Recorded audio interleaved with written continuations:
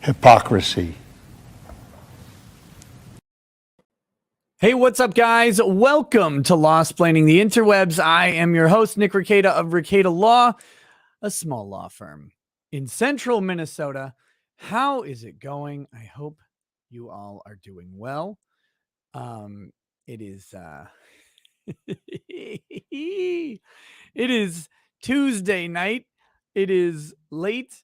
I am tired and exhausted, but for all the right reasons, right? It's always good to be tired when you are working and you're enjoying your work. And that's what I'm doing. Look, I know it's a stretch to call what I do working. I get it. You can make fun of me or whatever. I just I enjoy it, of course, but working is the colloquial term. Chilling, hanging out with thousands of people, yakking on a live stream is not the work I ever expected I would end up doing. I mean, I figured I'd be, I always swore I just never wanted to work in fast food. So I figured that's where I'd end up, right? Like working my way up to manager of a Wendy's or something. And thank God, instead I'm talking for a living. 2 ads before the stream would play. Did I forget to turn those off? Shit, I did. That's my bad. My bad. It's already demonetized anyway, but I turned those off now. Sorry. I did not. I have to manually turn them off on every live stream, and I try to do it when I set up the subscriber only chat in the 10-second slow mode.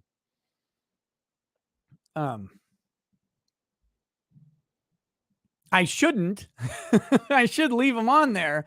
No, I'm just kidding. I find that ads are not an optimal experience for people. They don't like to come into a live stream and be, have an ad play. I hate it personally. So I try to turn them all off. My bad. Charlie 18, second night in a row notification. Tonight doesn't really like I would not count tonight amongst the notification trutherisms of YouTube, mainly because I just made the link 30 minutes ago. I wasn't 100% sure I was going to do a stream because I am tired boy. Hold on, I got to get my Odyssey chat pulled up. So here's where I need your help, chat. I know, not my personal army, except in this, I need you to be, and I think the reward will be good for you guys. I updated a drive, some software. I'm hoping that that my camera doesn't do the stupid flickery thing. I have 2 new camera cards coming in on Thursday. I'm kind of excited. I got the Elgato Cam Link with the 4 different camera inputs. So I've got that coming, which I'm excited about that because that means I can maybe buy some other cameras and start incorporating other camera scenes or something at some point. I don't know when I'm going to do this, but that'll be interesting. Plus, it'll make eventually it'll make guest appearances that are here in studio like Drexel I can get a better camera for him. So but in the meanwhile, I'm trying to eliminate the fucking camera flicker that goes on where it swaps to the Elgato logo for just a second. So that when that happens, because I'm guessing it will, spam chat with your favorite white racial slur about me. That'll be perfect. Go ahead and do that. There's no way this could go wrong. There's no way that you guys would do this without it happening just to troll me. But I'm just hoping, because I try and watch, but sometimes I don't see it. The crackle is gone. Well, it might be gone. It might not. I am working on the crackle. I have an idea on that. We'll see. But that won't show up until I start sharing a screen. So also, for people who have suggested Restream as a possible source, I'm going to show you the problem with this, okay? Because I looked into it today, and I there's an immediate issue. Restream. We'll test that screen sharing up real quick. So let's do this. Can I? Oh, I can blow that up. Yeah, blow it up. Give me that good. Okay, here is the Restream plans. Right? Ignore these. These don't matter, because if it's good, you pay whatever it is. So here's the standard Restream. No Restream branding. Stream up to 5 channels. Cool. Unlock Facebook pages. Oh wait, I might be misreading this. I am misreading this. Okay, so you can it has stream recordings of 6 hours. That's actually not enough. But that's fine, because here's 10 hours and 20 hours. No big deal. This is what I was worried about, but I was reading these wrong. Upload and stream videos up to 2 hours, 5 gigabytes per file, and up to 25 files. I thought this was a stream limit of 2 hours per file, or 2 hours per stream, but I'm an idiot. And you can stream obviously for 20 hours and have it record it. So it should be fine. It should be fine. Okay. I might be testing Restream soon. I don't know. I gotta play around with it. I don't know if their audio interface has anything. Let's start with the studio.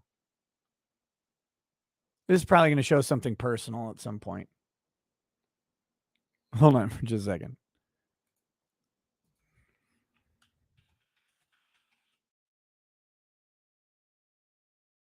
This is not what we're going to talk about all day. I'm just looking into it. Okay, so here we go.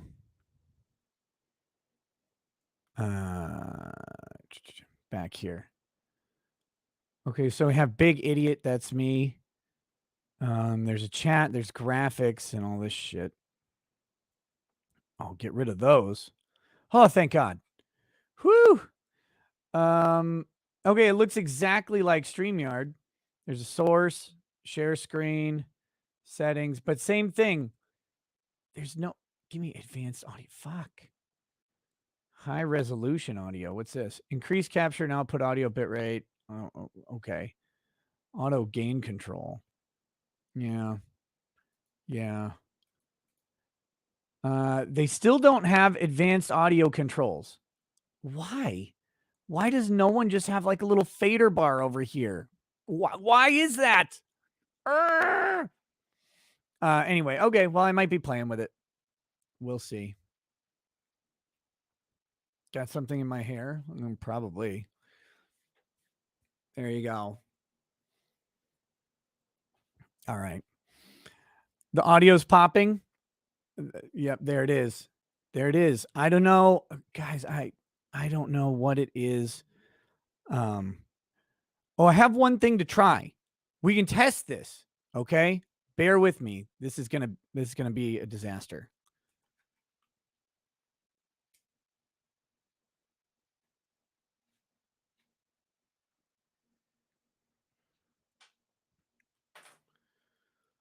Okay, hold on. I'm switching to this. Now let me pull up.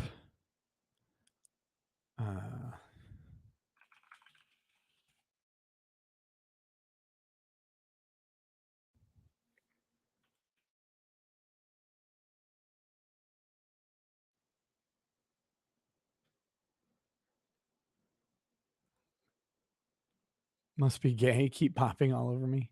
Well, it's fine now because I took off the screen share, but I'm switching to a different audio output. Just a second. This will lead into one of the segments we have today, which is very, very important.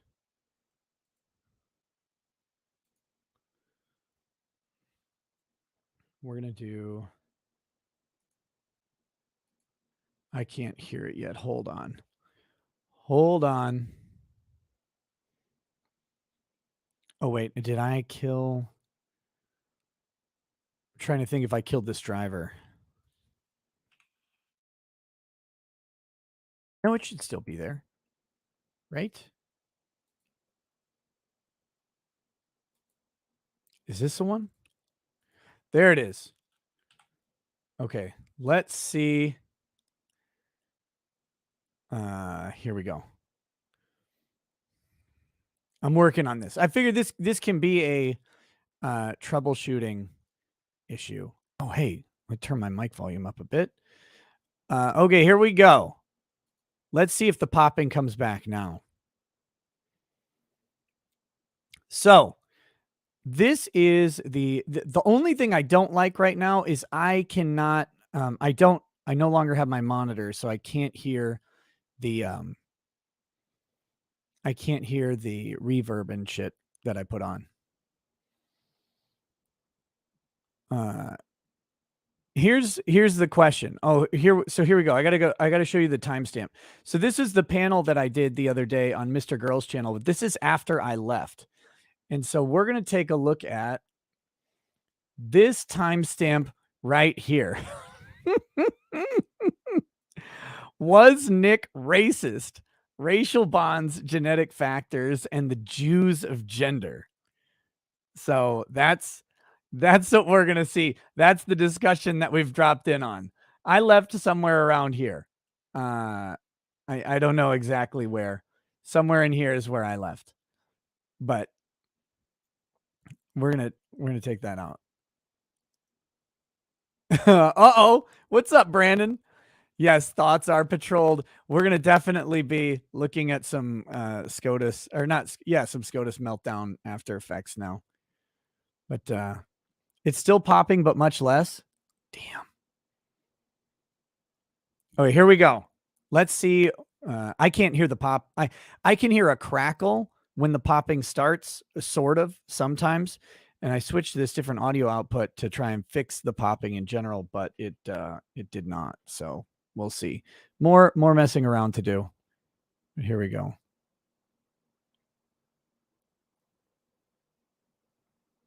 Okay, I have a question. Steven, do you think it was racist when Nick Rekieta said racial bonds are real and inherent, and read this article about how white people like love other white people and black people? There's a connection there that is just intrinsic. I think shared experiences are really strong, and race can be one of those bonding. Okay. I want to point out something.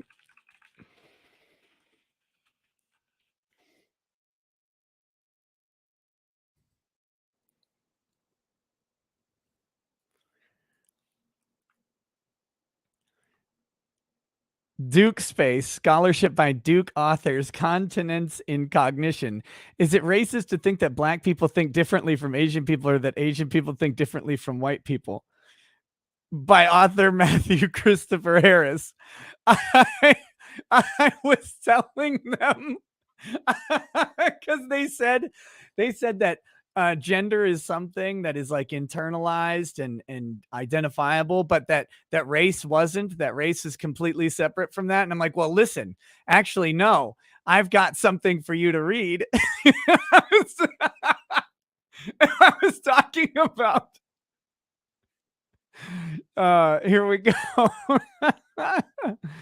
That is, we seem to intuitively associate black music with black people, mariachi with Mexican people, and Indian music with Indian people. Of course, this is not random. Music and language are important to brain development, so it seems tenable. They're mental attributes of cultural identity that vary in ways that we non-arbitrarily associate with varied physical appearances. So they're wondering if I'm racist because I was dropping Matthew Harris truths on them in real time, and they had no idea. Oh God, it made me happy. Here, let's see what the answer is. I'll go back.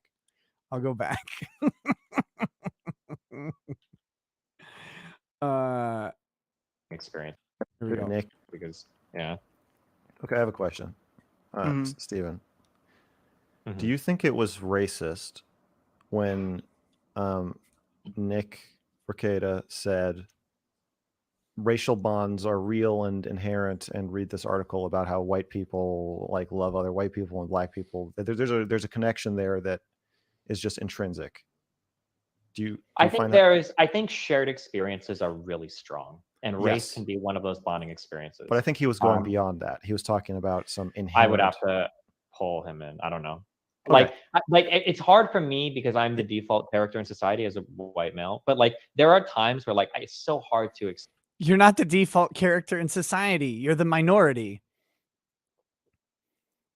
Isn't the default character in society like an Asian male, predominantly Chinese, right? Or maybe like Indian? Like, are white people even like? Are we even a? Where do we fall on this? This very Western centric automatic ideation of society is very, very breaded. Explain this. Like when I'm in other countries and I'm walking around, if I hear an American talk, I have like an indescribable sense of happiness that comes out like, oh, dude. And if you just have to look at him, you see him, and it's like, motherfucker, what's up, dude? And it's like, hell yeah. And that sort of, or even, this is the only time in my life I've ever felt this because I don't ever think of like racial components or whatever. When I went to a libertarian conference, I met a group of Cuban people that all lived in Hialeah. And chatting with them for like 2 hours and like all of the crazy similarities in terms of shit that our moms made with fucking black beans and rice and the horrible fucking apartments. So I'm right. Talking with them about all those experiences was like, oh, holy shit. This is actually like, this is really interesting.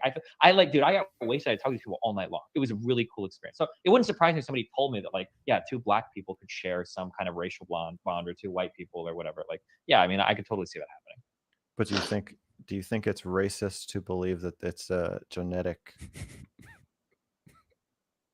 or racially problematic to at least promote the idea that there's just an inherent genetic closeness that happens between people of the same race that can't be changed? I mean, I think if you're a loser, I think you'll say that it's like, you know, you can't talk about it. But yeah, I mean, like people on the left have ceded every genetic argument to racist. So it's not surprising that only racist people make the argument. Like, yeah, I mean, the thing is that we can simultaneously acknowledge these genetic factors probably exist, but then also acknowledge that environment, like it's getting really boring, is a huge thing in terms of making people comfortable with other people, right? If you grow up around like different races of people, like you're going to be conditioned to view them in certain ways. Like there is like, it's funny because I make Asian accents and shit on my thing. When I go to other countries and I see like the odd Destiny America Asian accent.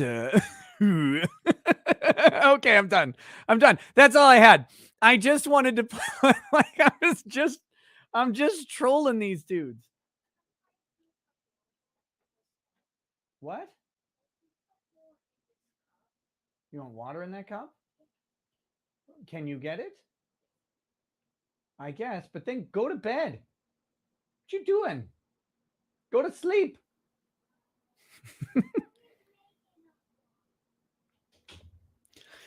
Yeah, it's I just like someone was like, Nick, they're talking about you potentially being racist over the Matt Harris stuff, and I was sitting there dying. All in all, it was actually a relatively fun panel to be on. It didn't get too crazy. It really did need that oomph of Brianna Wu though. Like we needed to gel around mocking the internet's tranny punching bag. Like, God, I wanted to do that.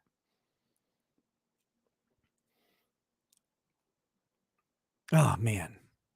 Oh, God, that would have been fun. But everybody correctly pointed out that Brianna Wu would not show because Brianna Wu is a giant heaping pile of garbage, and any place where they're not allowed to be the victim is the place that they won't be. John Flint. And yes, Brandon Herrera in the chat says, don't upset your dad. Roe versus Wade isn't repealed yet. It's not repealed yet. That is true. But we have some stuff to talk about with Roe versus Wade. We absolutely do. Man, I cannot have Brandon Herrera on the show tonight. I cannot go that long. The man is too hilarious. And I think the memes would go too heavy, but we'll do a show very soon. It looks like Amber Heard's trial and Johnny Depp and Amber Heard's trial will not be on next week because there will be a court break. So we should be able to do some normal normalcy, some Twitch streams and stuff like that. Adam Krigler too. Oh no, what guy? I have. Why would I bring people onto this show? Why would I bring people onto this show to talk about abortion? I don't know why we would do that. Here I am. I'm like, I'm just going to do this quick little show, talk about Roe versus Wade, laugh a little bit at some meltdowns, talk about Johnny Depp versus Amber Heard. I mean, I don't know. Bringing on people is ridiculous, I think. But let me catch some of these super chats, and then we'll get into the we're going to get into the, what the hell is it? Oh yeah, this court meltdown. By the way, I'm 4 subscribers away from 380,000. Just insane to think about. Thank you all. Thank you all so much for making that arbitrary number go up, because my ego and penis both get bigger with every single little notch on that thing. And I think trolling the earth would be me getting to 1 million subscribers, because it shouldn't happen. It should be illegal for me to have 1 million subscribers on anything, for 1 million people to have clicked the button because they saw me and was like, you know what? I think my phallus could fit in that nose. Click. That would be a crime. I don't think it should happen. But if it does, I will have successfully trolled the entire earth. So we'll see. Also, Adam and Brandon, check your DMs if you want to come on. You can. I mean, come on. You can. You don't have to, but you can. But I'm playing coy. But of course, I will have you on the show if either of you want to come on. All right. Josh D says, Nick, do you think the SCOTUS leak is from Amber Heard's new PR team trying to shift the headlines? No, I don't. I don't think so at all. Next, Jack Sparrow. Can you please toast my ego? It died tonight watching your debate, realizing a trans man has a better beard than I ever will. Crushed me. Are you talking about Buck Angel? Or wait, are you talking about me? Shit. What up, Mike Krigler? What's up, Doc? I got this mark on my head because I was wearing a hat. You wearing a fat-filled hat all day? Yeah. Let me put my beanie on. Feels wrong. Wait, once you do this, oh no, now you're a centrist. There we go. Yeah, I feel better. Oh, you didn't hear me say now you're a centrist. Oh, I heard it. What up, Doug? I was just talking about you. Oh, really? Hopefully all bad things. You know it. Yeah, me and Joe I was just on Joe's channel. We were talking for a couple hours. That dude's funny. Well, I mean, let's not give him too much credit. He's mildly amusing on occasion. But... Well, when we're making fun of you, it's then he's funny. Yeah. Yeah, exactly. The jokes they just pour out. When he goes on about the gay agenda, it's good too. Speaking of the gay agenda, let me welcome Mr. Brandon Herrera to the stream. I can't let you guys have all the fun. Jesus. Shit, yeah. What's up, Brandon? How you doing, man? What's going on, dudes? How the fuck do we have AK Jesus and Soy Jesus in the same stream? This is not correct.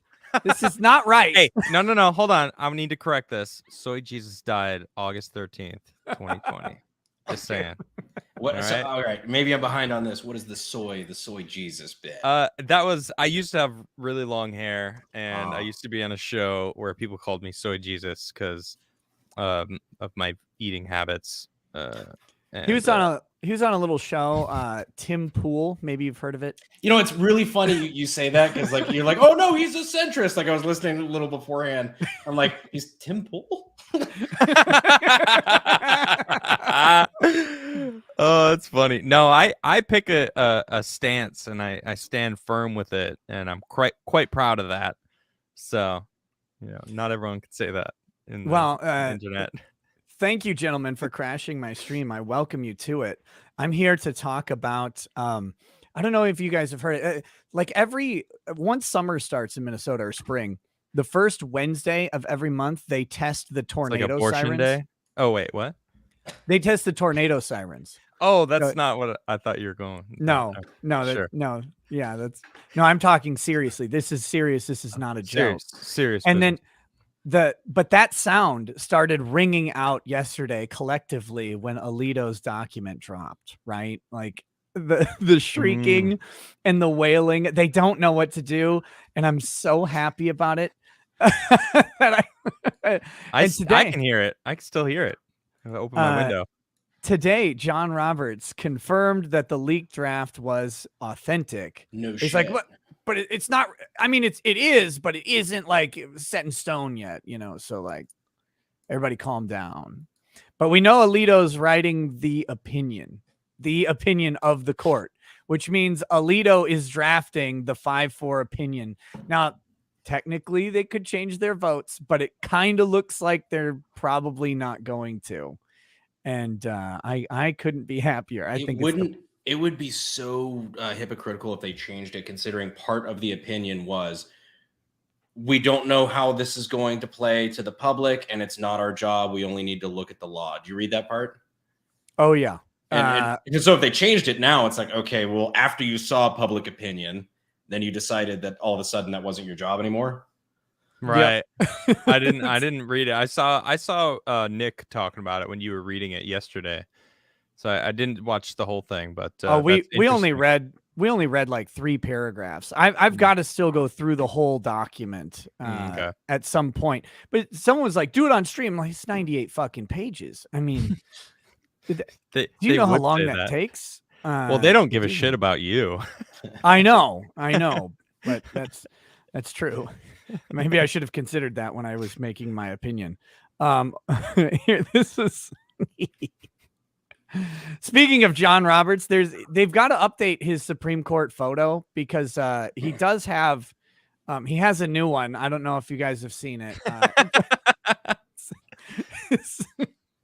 Is that Osama bin Laden's beard?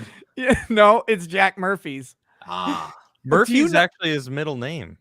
Do you know Jack Murphy? Do you know of Jack Murphy, Brandon? I feel like I would if you jog my memory, but not off the top of my head. Please jog his memory, Nick. Oh no.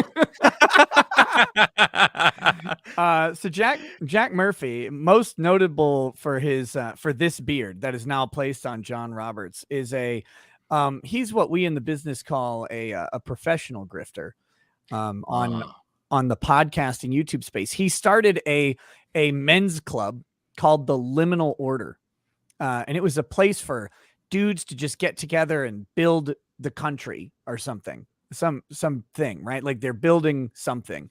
Kind of rung like a business networking group like BNI or Toastmasters or, like Chamber of Commerce. But it's ended up being a little more Heaven's Gate kind of thing. Well, no, it's just on the internet. And how much would you like if you were going to join an online community of men? What do you think a reasonable monthly price would be? What are these men doing to me or for me? Well, it's like good question. He's got good questions. These are good servers or good questions. It's like a private, like there's a Slack server where you can have discussion forums and you can like network with your business with other, like, oh, hey, I do podcasts, and you're like, oh, I sell podcasting equipment or whatever. I don't know what the fuck they do. Like, I'm not in there, but it's like business networking, right? Yeah, or like you $5, $10 a month. Let's just say. Try 100. Fuck me. No, I'm good. so it's $100 a month, or for the low price of $4,000, you can get your lifetime membership to the Liminal Order. So but any classes that they put on or do, you have to pay extra for. Everything's extra. When you get in there, there's guys doing like personal development classes, like, oh, become a better public speaker or whatever. And those cost like, like $2,000 or whatever for that class. And so it's really Like you get in there and for some people, not all Liminal Order members, RIP to you true bros out there. Not all of them, but some of them would go in there and use it as like a marketing platform for their products. Like, I have a literal captive audience that goes, oh God, I paid to be here. I should probably listen to what other people say. So that, long story short, he builds up the Liminal Order. He gets to like, it was like 700 members in this thing. So he's pulling in a decent chunk of change. It's incalculable, but yeah. And anybody on that quick math? It's 70 grand a month. But he's also he does he appears on Tim Pool's show for a while, like every other week. It was seeming like he was on there one day, and he has a podcast where he talks about masculinity and manhood, and it turns out he's a giant cuck. Because of course he is, right? Like, of course that would happen. Like literally? Yeah. Oh. So what happens is he goes on the You Are Here podcast with Elijah Schaefer and Sydney Watson, and a super chat comes in, and it says, "Can Jack Murphy please explain the cuckold article that he wrote in 2015?" And he says, "No." And he hold on, and he did in fact write a cuck article. Yes, he did. About being that it's masculine to be a cuck, that he proudly sent his girl over to Matt from Tinder's house, and she's probably sucking and fucking her way to happiness, and he couldn't be more manly because he's the one who controlled the situation. Right. So now, it's an actual article. Okay, I was just gonna ask why that. What was his argument that it was masculine? It literally, it's just like, I have the power to tell my wife she can fuck the gardener. Yes. Oh dear God. Yeah, I'm trying to find the actual article just for like the first paragraph. I would almost respect it if he came at it from the angle of like, well, if I let my wife go fuck the gardener, then I can, spend more of my time focusing on building my empire while the women are busy doing whatever the fuck they do. As long as I get serviced, I don't care. Like, I could almost see that like Rockefeller approach to it, but Jesus Christ, dude. Where is this fucking article? I have it. So I'll continue telling the story while you're looking for it. So he's on You Are Here, and a certain Dr. Dickenballs super chats, "Could you please explain the cuck article that you wrote in 2014? And this guy, now keep in mind, the person who read the super chat is Sydney Watson. She's a sweetheart, very, very peaceful. She's not ignorant, but she's just no, she's not at all. She's very sweet and was ignorant to this situation. Like, she had no idea what it was about, and he just goes off on her. Fuck you. How dare you bring this up? Like, I can't believe that you actually brought this up. Like, heartfelt. Fuck you. She's like, what? Like, I don't know what this is about. I'm just reading super chats. Like, what are you talking about? He's like, no, fuck you. Heartfelt. Oh, so he thought, like, he accused her of like ambushing him, essentially. Yes, correct. Yes. But they read all their super chats, it's like, all right, it's a super chat. All you had to say was, there's a minor correction. About that. They don't read all their super chats. No, but they don't, or they didn't at the time. I think they policy shifted, and I'm not sure if the show's even on anymore. But what they would do is one person would start at the top of the super chat list, and the other person would start at the bottom, and they would read as far as they could in the time constraints of the show towards the middle. So you'd get old super chats, and then you'd actually get, the more recent ones coming in would be picked up by the person who's starting at the bottom and reading up. So that's how that worked out. But there was a misconception because of how they kind of phrased that they read all of them. But what they were getting at was they don't pick and choose. They just start at the ends and go to the middle. Right. But that's the important part there. Right. So here's the article, Brandon. Just if I could just take you to closing your eyes for a second, cultivating erotic energy from a surprising source, and just hear the words. That sounds like my teenage years, but all right. Just hear my words, Brandon. I don't know if you'll say that after the first paragraph. Oh yeah, no, probably not. Just that. Today I sent my adoring, loyal, hot young girlfriend of 2 years to have sex with a stranger from Tinder. She is currently at his apartment, checked in with me via text, and is presumably sucking and fucking her way to a good time. I'm alone writing. Couldn't be happier. I literally thought you were fucking with me, like that you were exaggerating when you said the phrase "sucking and fucking her way to a good time." No. Oh yeah, I was quoting it, baby. I was quoting it. Now before you write me off as another salon.com freak who wants to be a cuckold or some kind of spineless beta undermale, hear me out. This has been a long road. My manhood is intact and my dick is hard. While he's alone writing. So he had worked hard to remove this from the internet. This was not supposed to exist online, right? But Archive caught it and it was there just waiting. And some group of people found it, and so they dropped the super chats. Can he explain the cuckold? So he blows up at Sydney. Well, then everybody wants to fucking know what happened. Like, what is this cuckold article?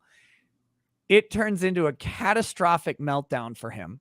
Yeah. Because after they find this and they find his other 4 days later.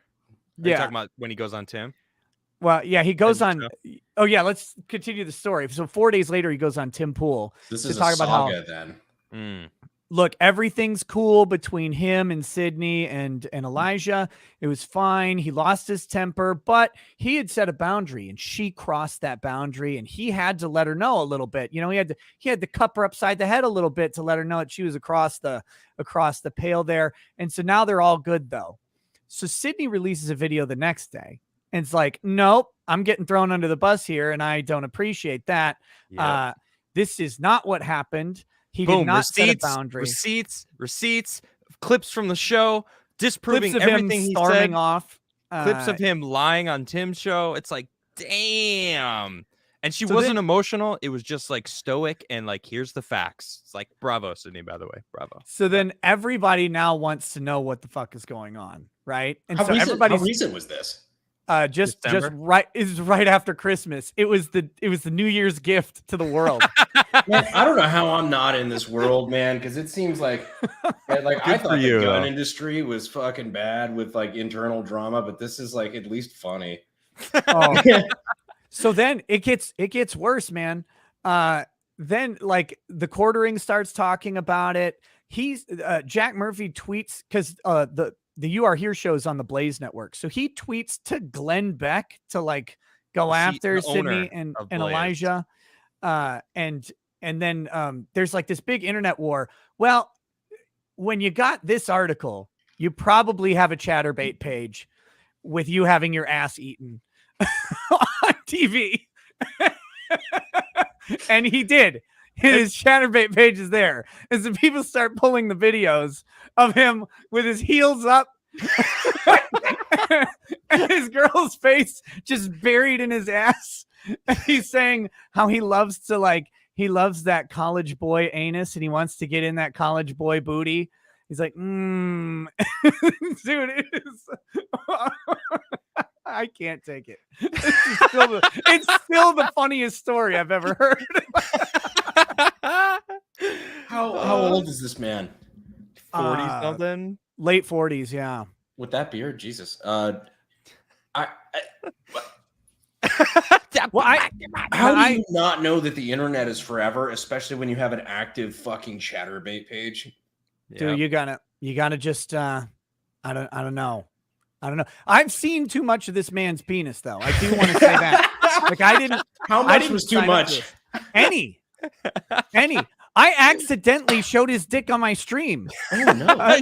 Because someone sent me a video and they're like, "Oh, it's censored," and they had like a little banner over his ass and penis area while he was getting his groceries tossed by his lady, and then all of a sudden the little thing just goes whoop. It's like on full display. I'm like, why? Why is this?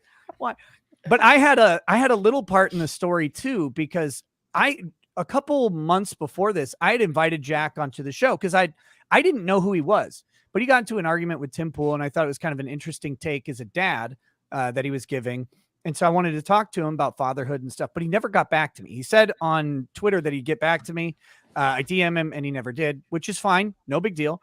No malice about it. But immediately after this happens on the You Are Here thing, I was on a show called Flashcast, and we talked about it a little bit. I made 3 tweets, just telling a couple jokes about it, and then I was done. Bing, he pops into my DMs. He's like, hey, you might want to take those down. You don't look good to our mutuals right now. Like, okay, what? And we have this back and forth discussion about integrity and how I need to take my tweets down. I'm like, I think we understand integrity a little differently. Because I stand by my words, and if I need to correct them, I will, but I don't take them down. I own what I've said.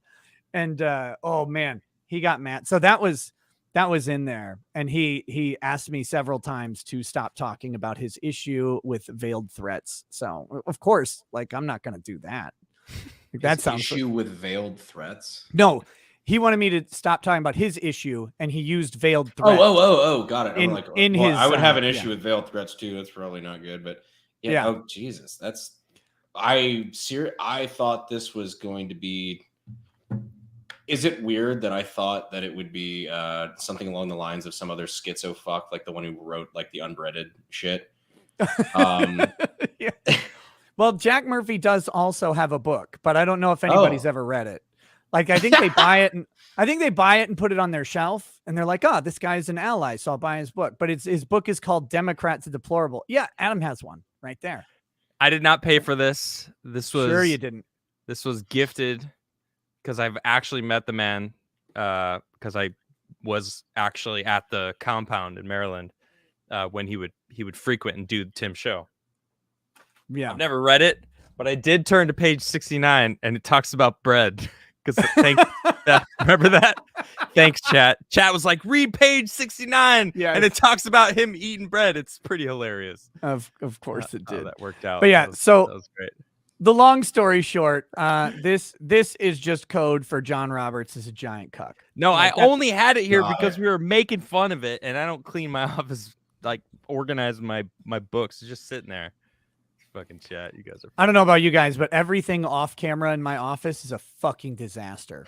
It's absolute disaster because, like, yeah, who has time to mess with that? You only care about what's in frame. I just because I moved like a month and a half ago. Mine's still pretty clean because I haven't had time to put a bunch of shit in it yet. Oh God. So here's from John Roberts today. Yesterday, a news organization published a copy of a draft opinion in a pending case. Justices circulate draft opinions internally as a routine and essential part of the court's confidential deliberative work. Yes, but what he's not saying here is that when the person writing the opinion for the court circulates that draft opinion, that is the opinion for the court, and presumably the votes are already locked in. Like, they're effectively locked in because now they're into the drafting phase. And so there's going to be an opinion, there's going to be the dissents, and those all get circulated around so everybody can make fun of each other. And then that's why when you read Supreme Court opinions where there's an opinion and a dissent, they will reference the dissent in the writing of their opinion, and the dissent will reference the main thing. They've each seen drafts, and they've hashed them out, and then they take their criticisms and put them in their final documents. But yes, these get circulated, but when these start circulating, that's pretty much going to be the ruling of the court. Although the document described in yesterday's report is authentic, it does not represent a decision by the court or the final position of any member on the issues in the case. Chief Justice John G. Roberts Jr. provided the following statement. To the extent this betrayal of the confidences of the court was intended to undermine the integrity of our operations, it will not succeed. The work of the court will not be affected in any way. We at the court are blessed to have a workforce, permanent employees and law clerks alike, intensely loyal to the institution and dedicated to the rule of law. Court employees have an exemplary and important tradition of respecting the confidentiality of the judicial process and upholding the trust of the court. This was a singular and egregious breach of the trust that is an affront to the court and the community of public servants who work here. I have directed the marshal of the court to launch an investigation into the source of the leak. So that's the Roberts announcement here. That is interesting. Yeah, that was something that I didn't understand. I didn't realize, and I could be wrong about this because he could be wrong about this. But I was talking with I think it was Sebastian Gorka yesterday about this was the first time that there has ever been a leak of a Supreme Court decision beforehand. And that was something I didn't realize was that unprecedented. First time ever. Kind of. I had Robert Barnes, who is an encyclopedia of weird legal shit, yesterday. Good God, are you okay? Yeah, sorry. I have some dish ammo that I'm loading on my desk that I knocked over, and I'm. Yeah, you know. Sorry.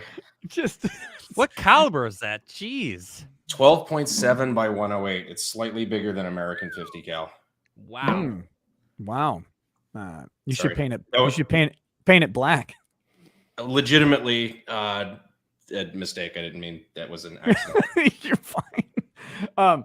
But anyway, Robert Barnes was mentioning that while this is the first time a draft opinion has been leaked, voting totals and decisions, actually, I think it was he mentioned throughout the 1920s, there was someone had basically gotten access to someone who was releasing those decisions, and they were using it to short stocks and stuff like that would presumably be affected.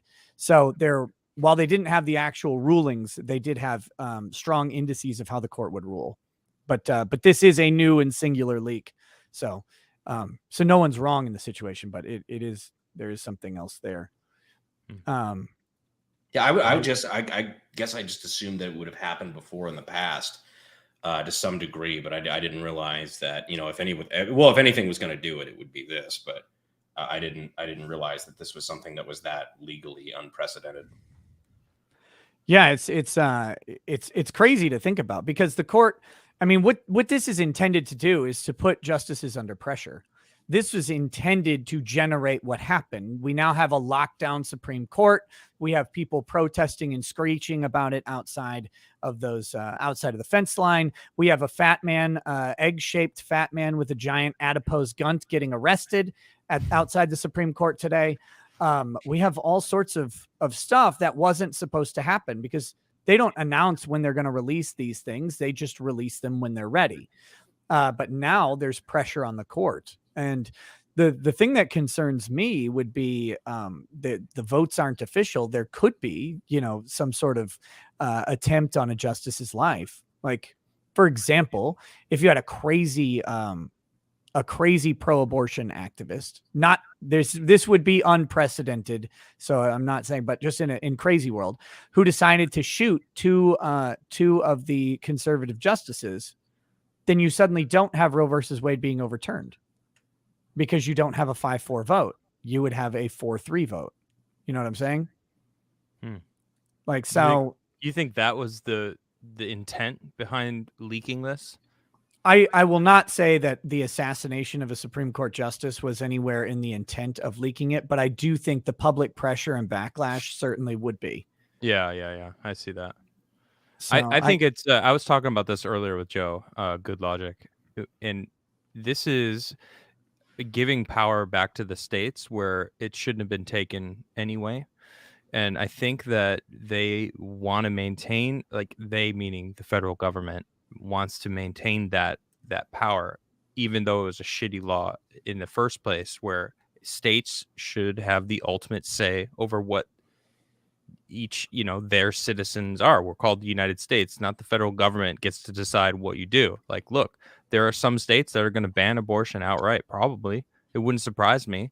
And guess what? A lot of the citizens there are for that.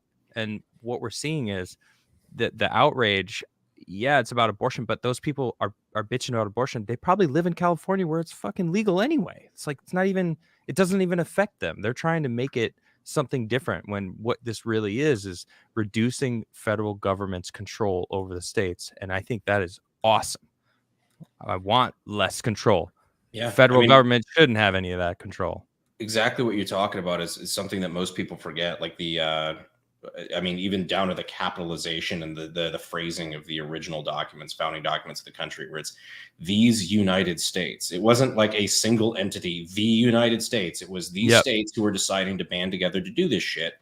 Are ceding certain powers to the government that are outlined in the Constitution. And to my understanding of constitutional law, there are what power is not ceded to the government in that document is not power that the federal government has, meaning that this is something that never should have been a thing the federal government was able to do. Yep. My 10th Amendment brother, just coming out with the truth. Very, very, very good. No, that's correct. And it's funny because when I talk to usually teenagers that I'm teaching about like when we get to the 13th, 14th, and 15th Amendments, we have to discuss the Civil War a little bit and Reconstruction.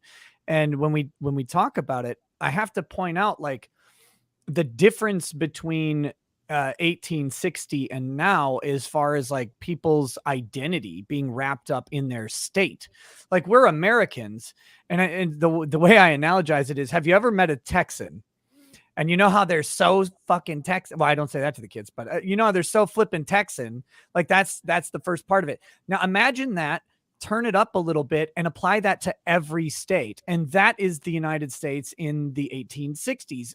People have a strong sense of identity. I mean, General Lee flat out refused command of the United States forces during the Civil War and said, like, man, basically, you know, obviously, you know, kind of, paraphrasing. He was like, you know, I would love to command the U.S. forces, but my state of Virginia has decided not to join, and they have joined the Confederacy instead. So I cannot fight against my home state of Virginia. I do what my state, you know, there was such an emphasis on pride of statehood that we don't fucking have today. True. Yeah. And it goes into a whole lot of simple issues, right? Logistically, it was hard to move. I mean, if you think about, we move now, you rent a truck, it's a pain in the ass, and you drive maybe a day or whatever, and then you're at your new place. Moving back then required, you had to send someone on a horse to go scope out something, plan a location. You might have to start building yourself or arrange for alternative lodging while you do construct your own house. And then you move everything. It takes months to get to your destination if you're moving across state lines, unless it's like a very close state line. And you often didn't do it. Your family was there. Your religion was there. People forget that at the time of the passing of the Constitution, I think every one of the 13 colonies except Rhode Island had a mandated state religion. So you had strong like Quaker identity. I think in Maine, you had various different religions throughout all these states. So leaving a state meant leaving family, leaving faith, leaving everything behind. You had to adopt a new state identity. So it was a matter of not only pride, but tradition for people. And we don't think of it that way, but it really was. But, yep. And I'm now lost on how we got on this I was just talking about the 10th Amendment, I think. Yes, but yes, the 10th Amendment was the states all saying, we want to preserve these identities. This is still us. You are still in Vermont. You are still in Pennsylvania. You cannot erode our identity. We are giving you a little bit of us, but we are keeping the rest. And now we got like nothing left of states. The Constitution was originally like the way less cringe NATO and UN, like in the very early days. It's like, hey, we'll band together for like certain universal rights and certain powers that we'll cede to a higher authority. And, you know, in times of war, we'll all get together and we're all on the same team. We're all pro-America, but otherwise, like, we could just fuck right off. Like, we're like our own independent, you know, sovereign governing bodies. Yeah. Yep. And that after the Civil War, that really started to erode, and now it's almost non-existent. I mean, 10th Amendment reservations amount to something like some education stuff and some family court, and that's about it. Like everything else has federal controls. That's Wickard versus Filburn and the stupid Dormant Commerce Clause, which can eat a fucking bullet for all I care. But anyway, it's interesting you mentioned Texas. Like Texans are, I mean, they'll be like, I'm Texan, I'm also American, you know. And when Texas actually came into the United States, they wrote it in like the agreement with the United States that if they wanted to secede, they can forever choose to in the future. And I did a segment on this like 6 months ago. They still can. They still actually can. They can. I brought up the charter and I was reading it. What do you mean no? Why are you shaking your head? They can't. Why not? Well, they've already actually enacted the Treaty of Guadalupe and subdivided it into 5 states. Texas did? Yeah. Okay. And in Texas v. White, after the Civil War, the Supreme Court ruled that you cannot secede because Texas made that argument. Oh, okay. So, sorry. I mean, they could have said technically that they were right to do so during the Civil War. They still got invaded anyway, but yeah. So the court basically ruled that, and you're right, they did write that down, but being that Texas lost along with the South, the court said, no, fuck you. you were all unlawful. Okay. So because of the war, yeah, they lost and they kind of got lost. And it was probably one of those, and it might have been a decision that was influenced by the, I guess, fresh wound of the Civil War, where they're like, we really don't want to fucking do that again. Yeah, it's there's a lot of timing into it, but according to the Supreme Court of the United States, Texas does not have a legal right of secession, even though the Treaty of Guadalupe suggested that they should. The Treaty of Guadalupe did allow them to subdivide into 4 states, and they've talked about that before.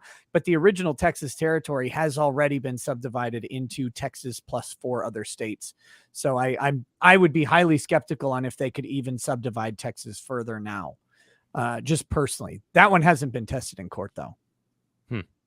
But the only subdividing of Texas I'd like to do is make Austin a sovereign state, and then just keep everything else. We need Elon Musk to carve Austin, like carve a circle around Austin and launch it into space. I'm cool with that. I'm mostly just the people. It's kind of like, well, shit, getting on the Roe v. Wade thing. I know some based ass people that live in Austin that are not crazy. I know. What are you talking about, you globalist? just saying. The globalists don't want you to know this, but you can just launch people from Austin into space. I've launched 458 Austonians to space. Not enough, Alex. Keep going. We need more of it. We need more of them gone. We need more rage. So here we go. Speaking of this Roe versus Wade thing, Libs of TikTok's been on it. If Roe versus Wade gets overturned, there will be mayhem in these streets.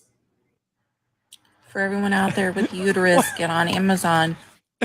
Look at the fucking laziness of all these misshapen women laying on beds talking about what they're going to do. Like, you've got me convinced that you might get up and walk to your front door. Like, maybe. I'm not buying that you're going to be out in the streets. Like, what do you, they're all. You won't go to the gym. I doubt you're going to Paul Revere anytime soon. Yeah. Buy mayhem in the street. It's about $10.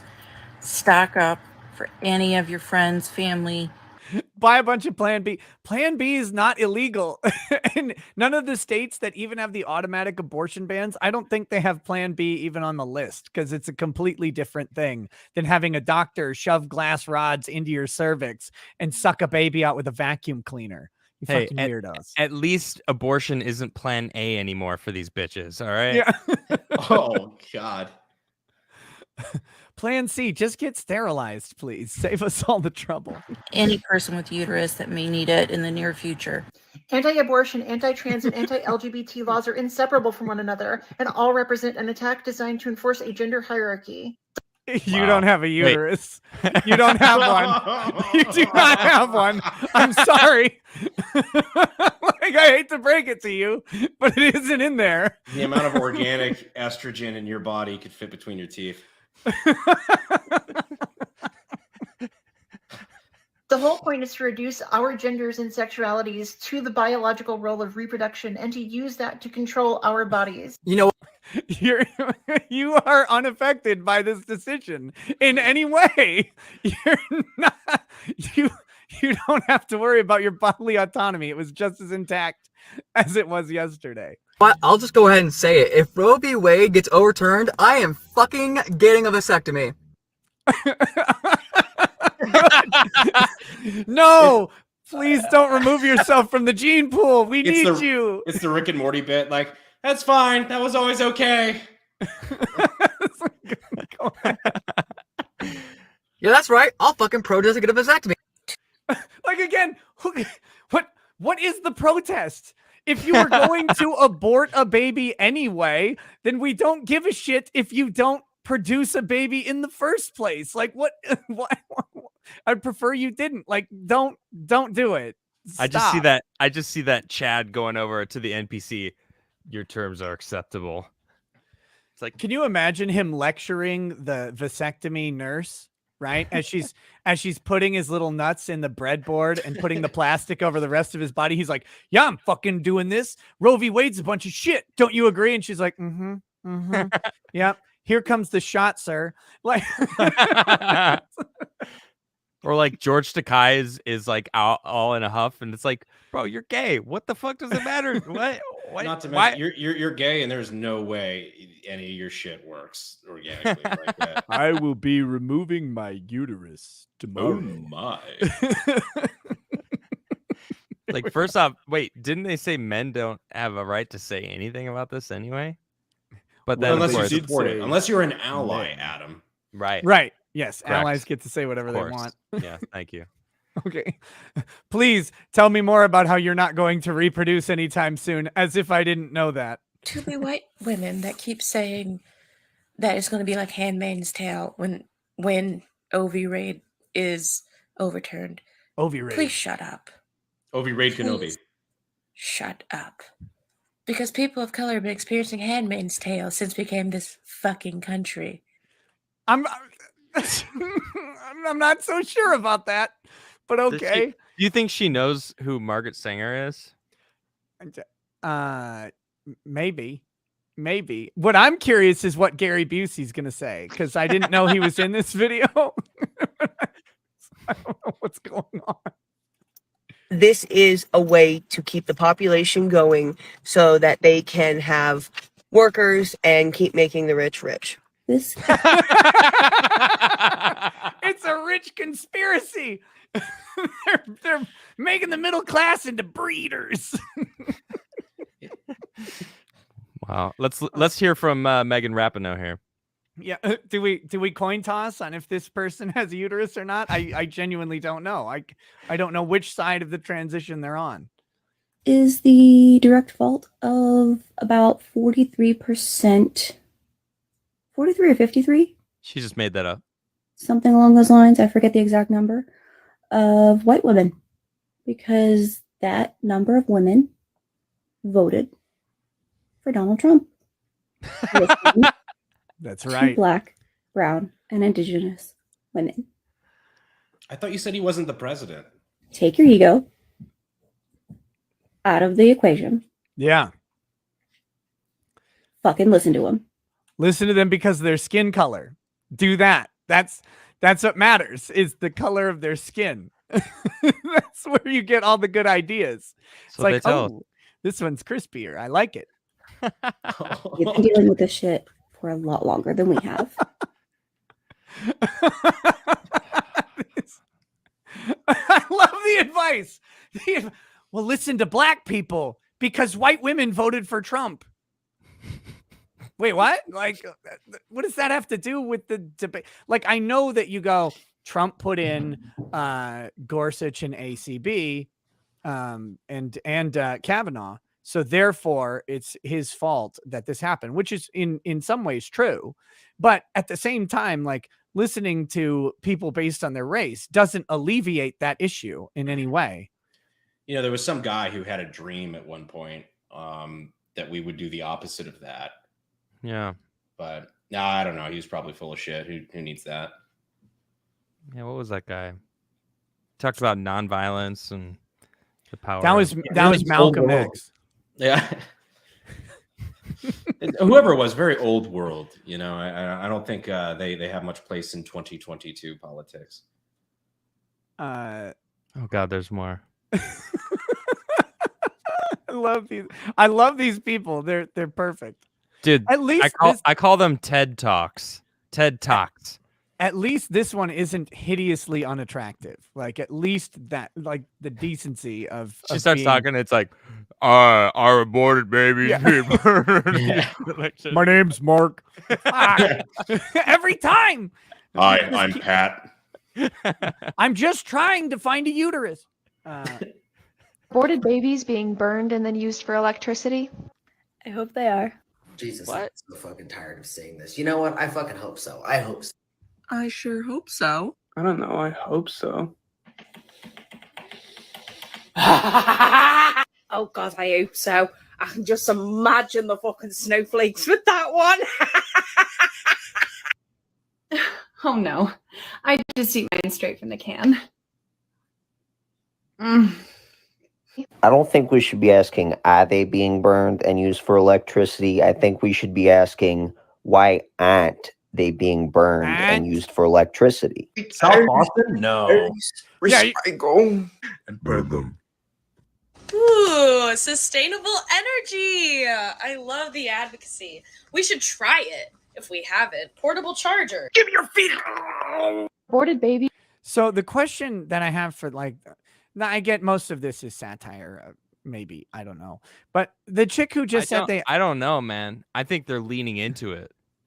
To What- like, I'm cool with that. Like, if they're just like super fucked up satire, that's that. Like, okay, whatever. If you're joking around, cool. But these are the same motherfuckers that if they hear the N-word or the bundle of sticks word, fucking melt down and are like have to sit in their fucking introvert recharge pod for 3 days. Oh yeah, crying in the shower. But the funny thing is, so they're talking about women being handmaid's tale, they're being enslaved for their bodies to produce babies at the behest of all the white men who are out there. Like, despite the fact that like white men reproduction is like one of the lowest reproductive rates on the planet right now. But all the white men with all the stored up nut. Finally, we've been waiting. That's actually what's been happening. We've been saving up since 1963. My balls are the size of fucking oil drums, and they're about to get emptied into every uterus I can find. My seed will spread across the land. 20 years from now, there's going to be just giant sea of noses swarming the fucking country, taking over. Like, that's what's going to happen in these people's minds. And they're like, we're going to be beholden to this. We're going to be just stuck in tubes, handcuffed to beds, popping out babies, and then popping in more semen, and then popping out more babies. Bitch, if they were taking aborted fetuses and burning them for electricity as a renewable source, you actually would be tied up to a bed spitting abortions into the reactor core. Like, that would be your purpose. If this was actually a functional method of generating energy more so than oil, nobody fucking tell the American government about it. Yeah. Yeah. Because then you really will be in a handmaiden's tale. Jeez. I never even heard of that before this. That is. Unfortunately, I have. Have you ever tried to watch it? I've not. Oh I've my God. not. What do you mean watch it? Handmaiden's Tale. It's a show. It was okay. very popular. You're talking about the show. All right, good. Yeah, Handmaid's Tale, the show, like starring the least likable character from Mad Men. No, I thought you were talking about trying to make electricity from a certain something. My goodness, I was like, no, I've never seen that shit. What the fuck? No. I thought the least. Why least have you likable- seen it? That's what I'm thinking. Jeez. I thought the least likable character in Mad Men was Christina Hendricks' bra. That's fair. That's extraordinarily fair. I've never seen Mad Men. Should I watch it? It's got some really good moments, I think. All right, Nick's subjecting us to more of this shit. This is the last. Cracked one out from, Mr. Beast from Libs of TikTok. Yeah, look at this guy. Brandon, are you scared? You better be scared, motherfucker. Here we go. If they actually do this, yeah, that would be the time where rioting would be okay. I got the pitchforks, you get the gas and the torches. Let's fucking do that shit. Because you're not forcing. No. When he recorded that, Kyle Rittenhouse just went like the Undertaker rising up, just wherever he was. So, look at what are these people? Oh my God! There's only one solution to this. Just one. To all of this. Yes. Because it's all interconnected. It's only one solution. starts with V, ends with E, and it's not vote. It's voice. Obviously, you use your voice to talk about it like a sensible fucking human. Like that's the only V and E word I could think of. Right? Like there aren't any others. There's just vote and voice. Those are the only two words that start with V and end with E. Yeah, what the hell was he talking about? Vengeance? Well, violence, I think. Oh, violence. Okay. Yeah. Yeah. Maybe violence. Maybe it was Vice. I saw Joe Pesci use a Vice very effectively in Casino. Yeah, it's these people are very they want to get very violent. They want to kill over losing their right to kill. Kalika Pavlova says Vagine. Vagine. There's only one. That's Nick's response to this. There's only one way to respond, and that's coming as many people as possible. Spread the labia. Okay, speaking of, never mind. Hey, TikTok. Do you ever wake up in the morning and think you just want to burn it all to the ground? And what I mean by burning it all to the ground is those old white men and the women who support them who want to tell me what to do with my body. Oh,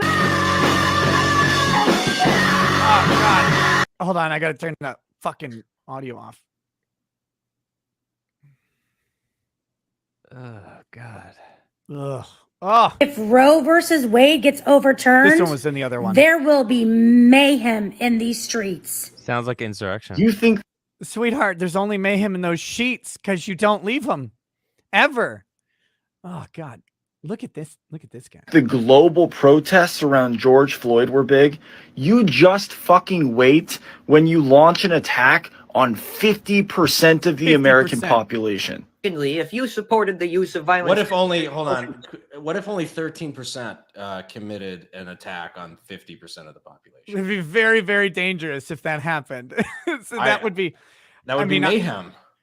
And they act like there's think it'd be women out normal. there that want abortions, because there's plenty of women that are conservative that think abortion is murder. It's like no, actually, Adam, that's just the heteropatriarchy. Oh, right. Influencing their brains. Influencing their brains with all of the Yeah, of course. with all of the breeder cum that's in there.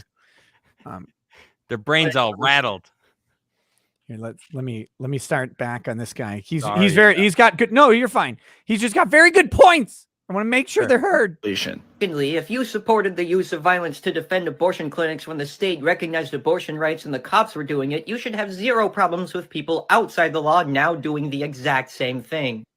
That is not logically sound in the slightest. That does not make any sense at all. Like if you supported the state protecting abortion clinics from people trying to bomb them, you should now not have a problem with non-state actors murdering people in the streets, I guess, for something.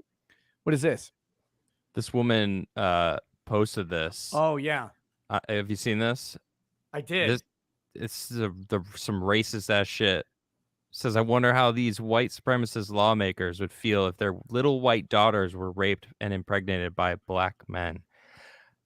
That's some racist shit. Like, what the fuck does that have? What does race have to do with it at all? I have a feeling like it's identifiable how they would feel, right? Like they would be angry. Like Didn't anyone Mel whose Gibson daughter get in is trouble raped. for saying some shit like that? I think it would be less about. Yeah, he the said race raped by a and pack more of about- bingers. Oh yeah, that Right. Mel Gibson. Yeah, of course. Yeah.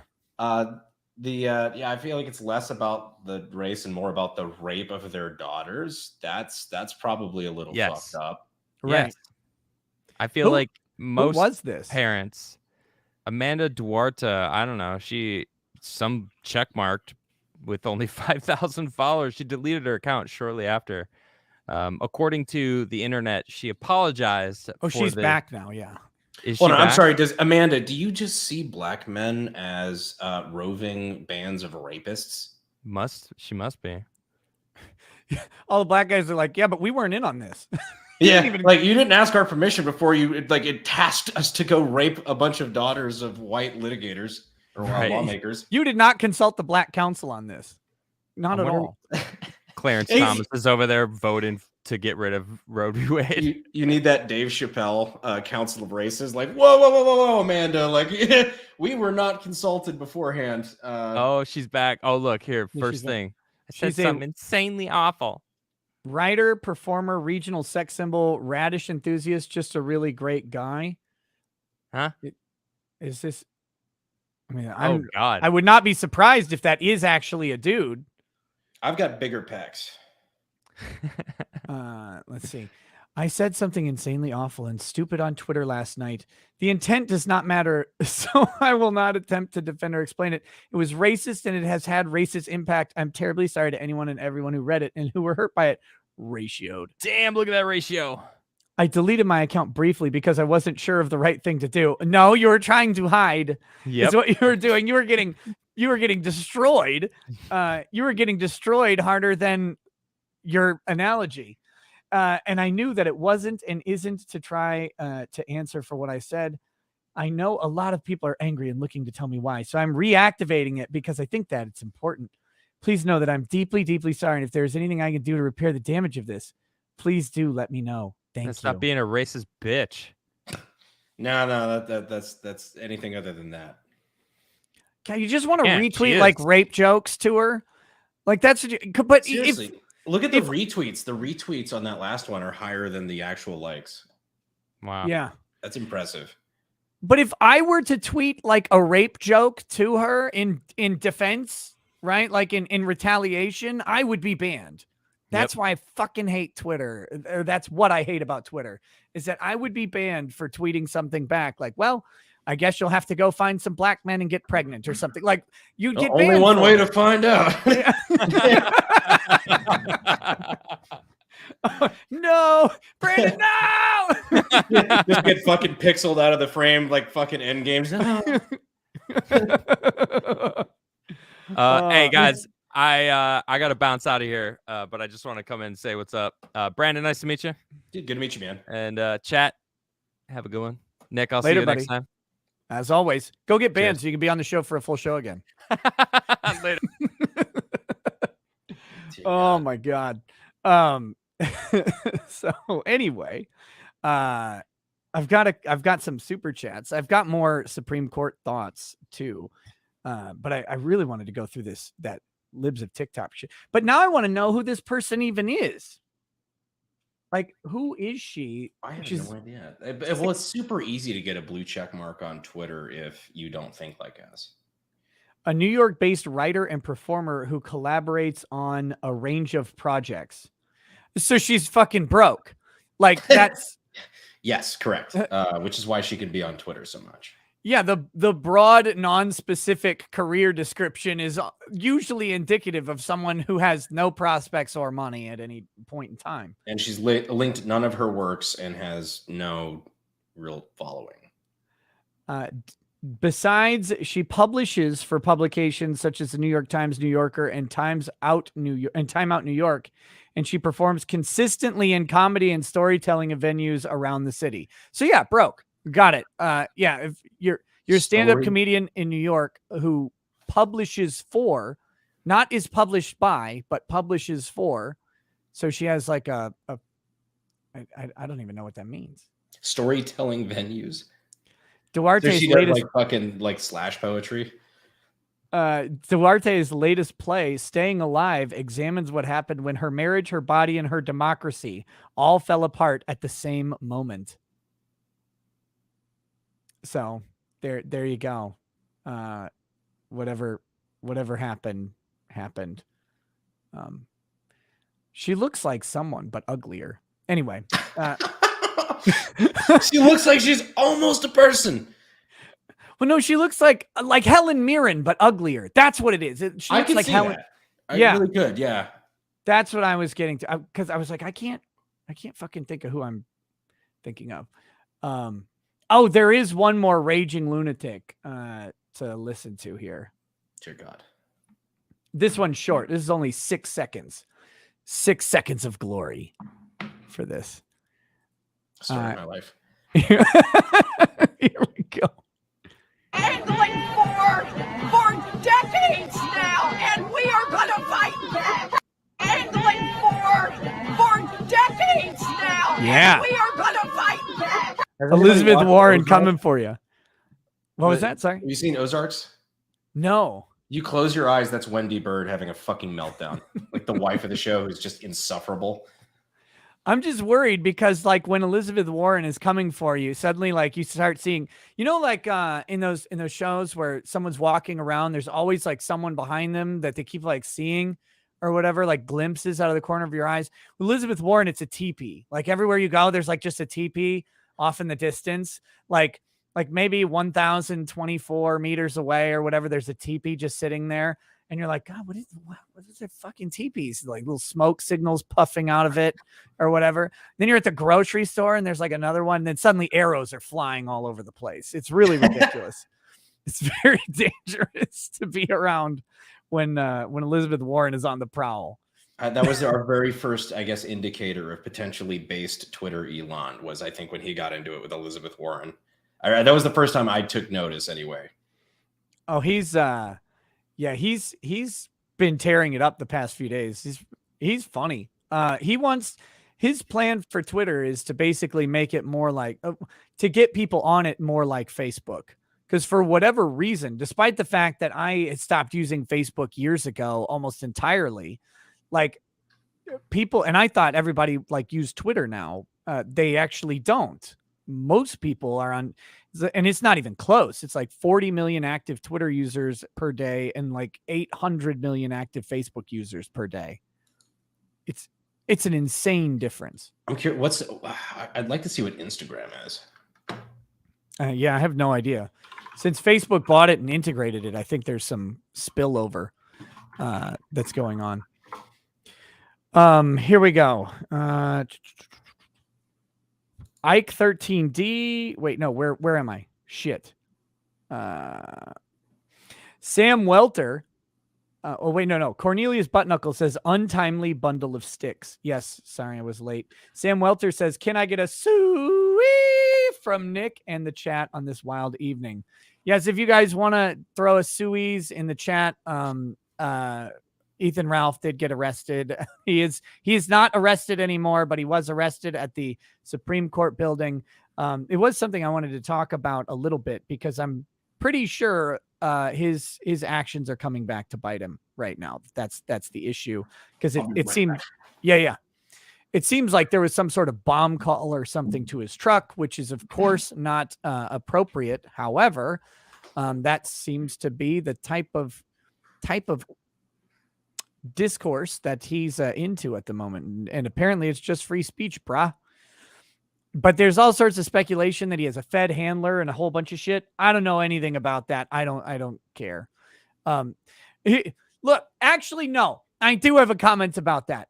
If Ethan Ralph is a Fed, I would not be surprised in the slightest, because you can always expect the government to choose the literal most retarded option. And that would be to have Ethan Ralph be like your informant or whatever. So yeah, I guess just trusting in government failure makes it more credible that he's a Fed. So yeah, I retract any statement that suggests otherwise from now on. Occam's razor suggests that he is. He is a Fed. But I'm not here to talk about Ethan Ralph today. That was just a side piece, side note there. Not a Hero says, have you ever seen Jack Murphy and Nick in the same place?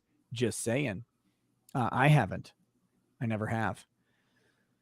Brian Law, Pinkos are whipped into a frenzy because a state might have the power to say, please don't Minecraft your child here. If you must, do it in the degenerate state next door. Just let that sink in. Oh man, it's amazing. It is absolutely amazing. Well, this is exposing the reality of abortion.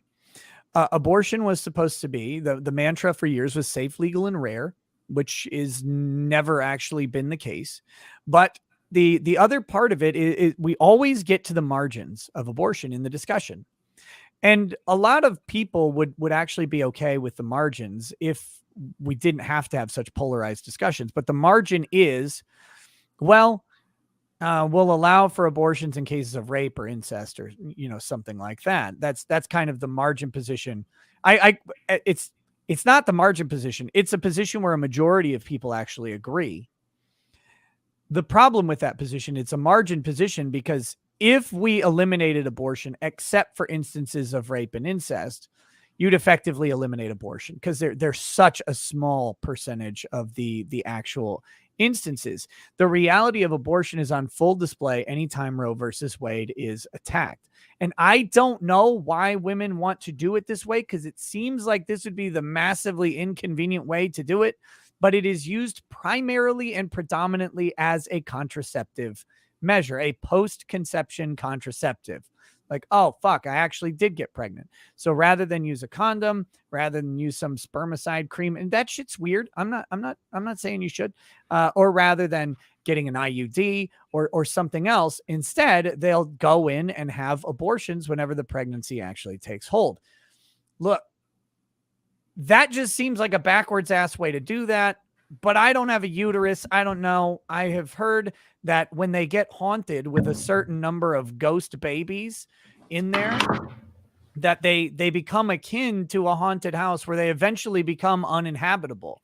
And actually penises will be repelled at the door by the negative spirits that are stuck inside that haunted womb. Oh, we're talking about that. Yeah.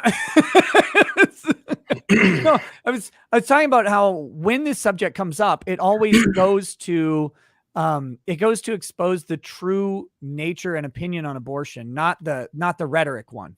But abortion is a convenient means of contraception that is a predominant and primary use of abortion for the overwhelming majority of women who have them. It is not like this thing, oh, I was raped, oh, I was assaulted, oh, whatever.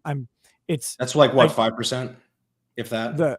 The rape and incest. I think the generous statistic is 3%, and it's actually considered like the new 3%ers. Oh no.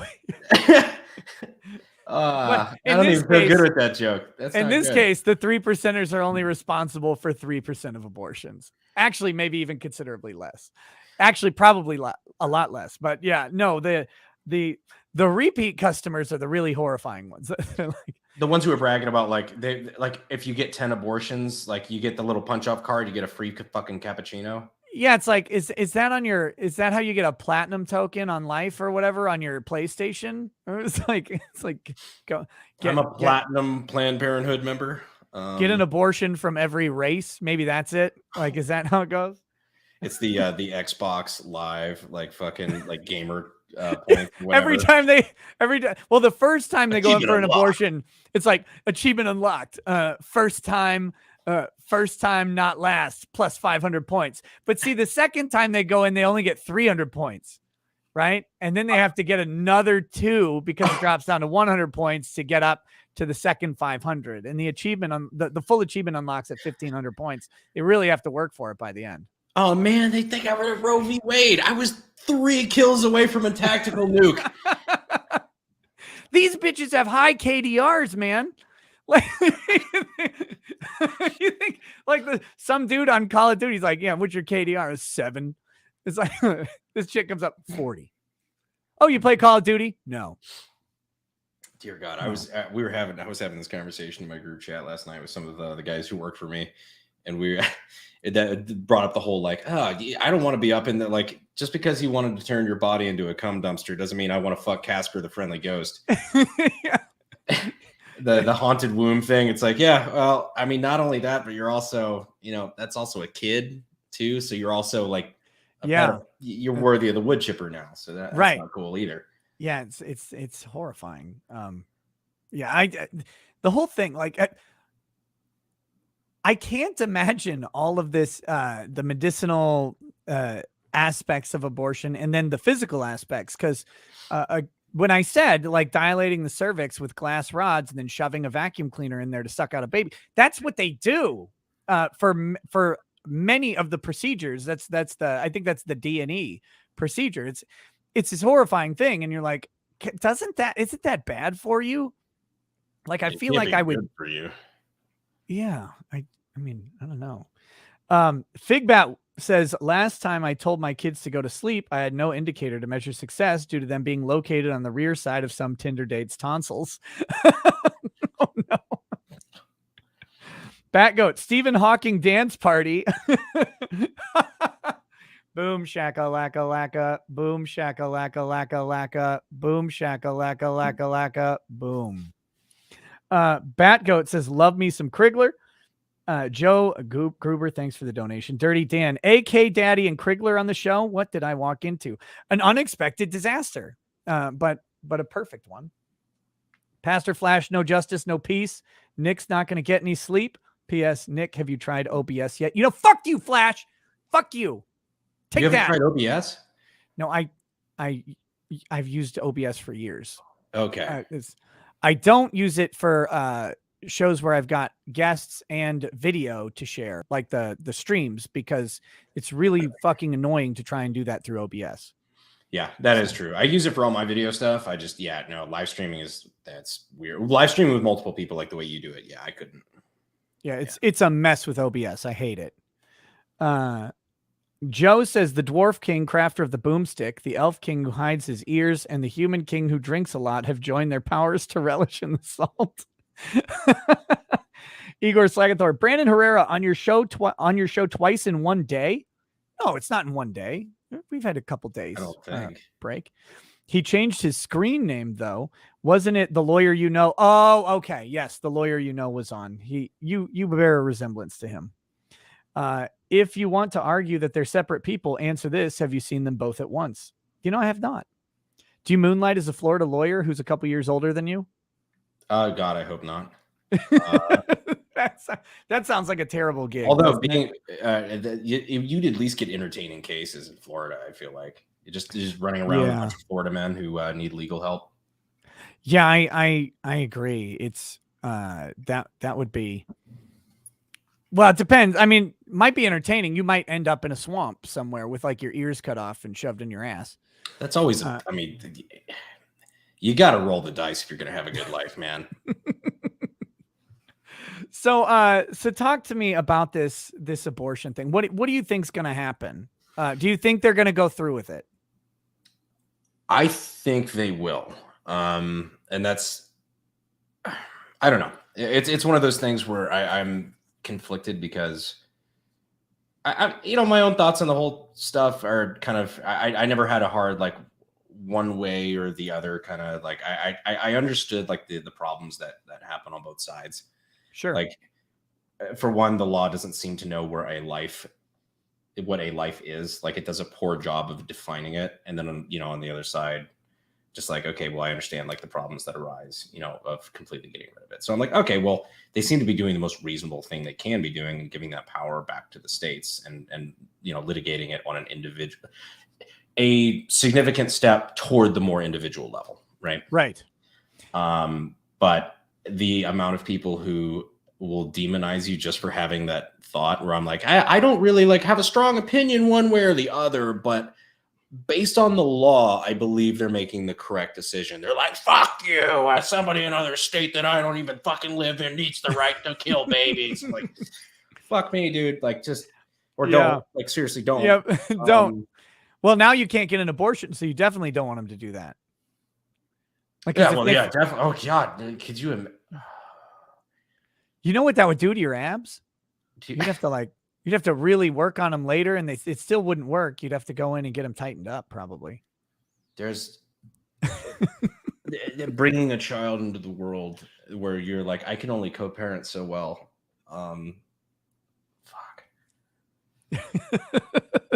Yeah, I think they're going to do it too. I do think this is a move to pressure the court. I hope all the justices remain steadfast in their opinions.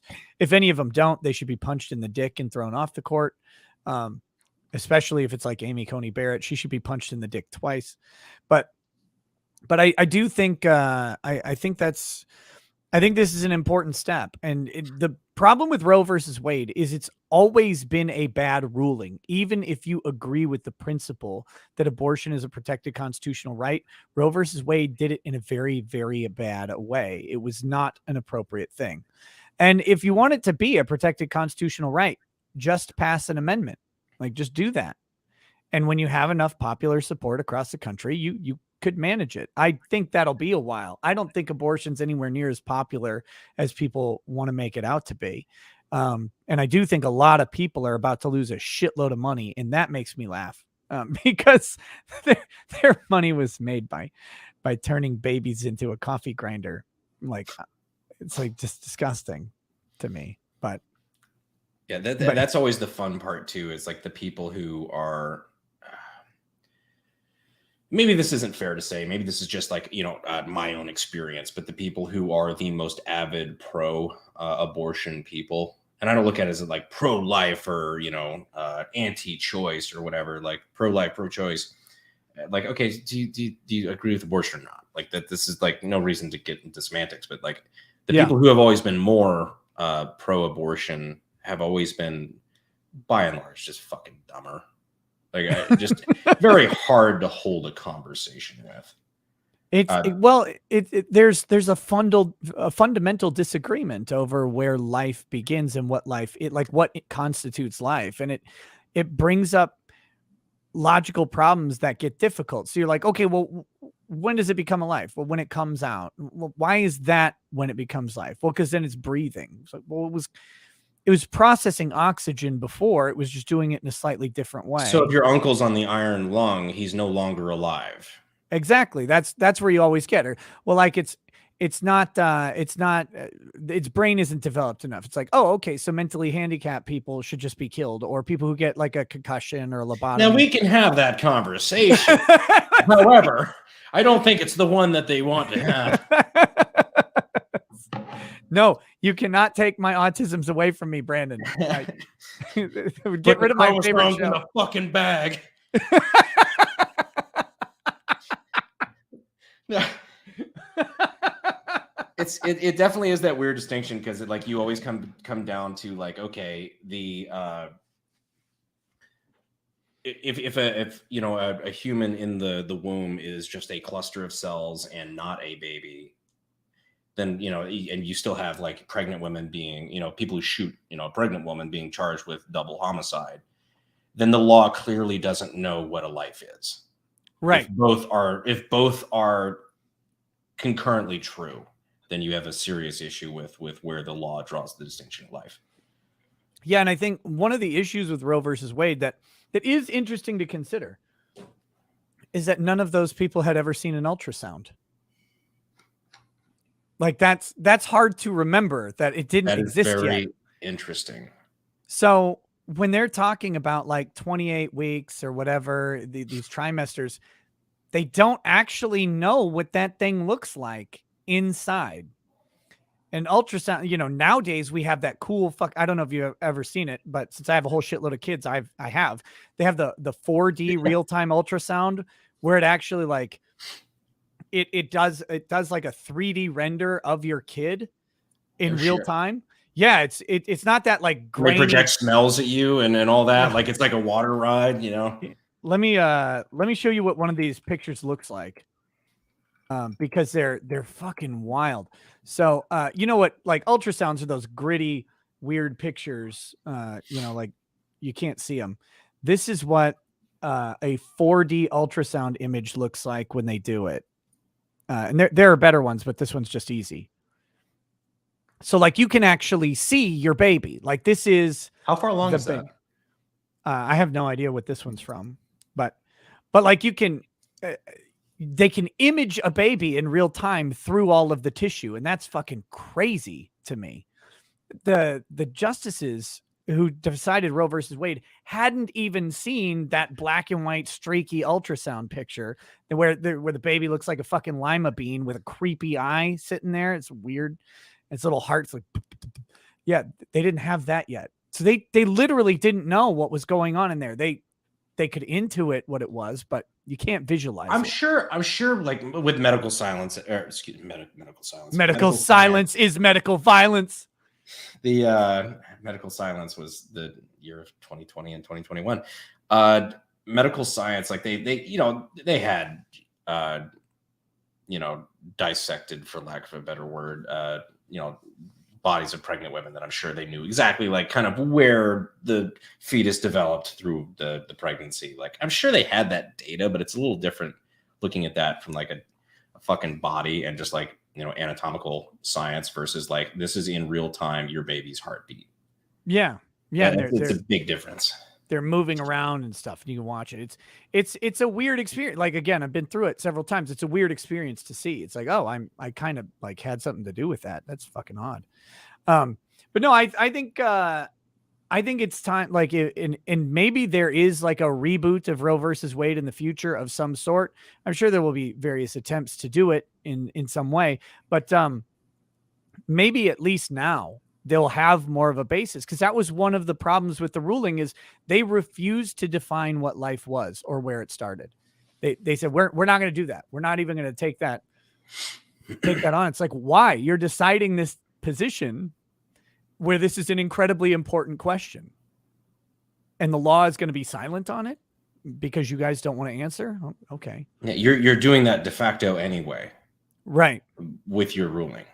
Yeah, you're saying that life begins when a baby comes out, effectively. Or I guess 28 weeks would have been the most appropriate, because that's when states were allowed to start banning abortions, is 28 weeks. Outright banning them. But anyway, are you following Johnny Depp and Amber Heard at all? Like in snippets or anything?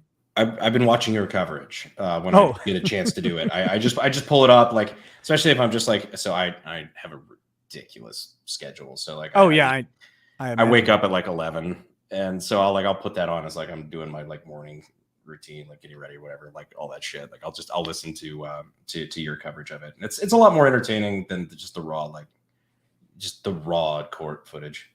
Well, thank you. But I mean, like, that's like saying, you know, I know that's maybe not a high bar. No, right. Yeah. Cause that's like saying, well, there's more grass in my yard than the desert. Well, okay. Not that cool.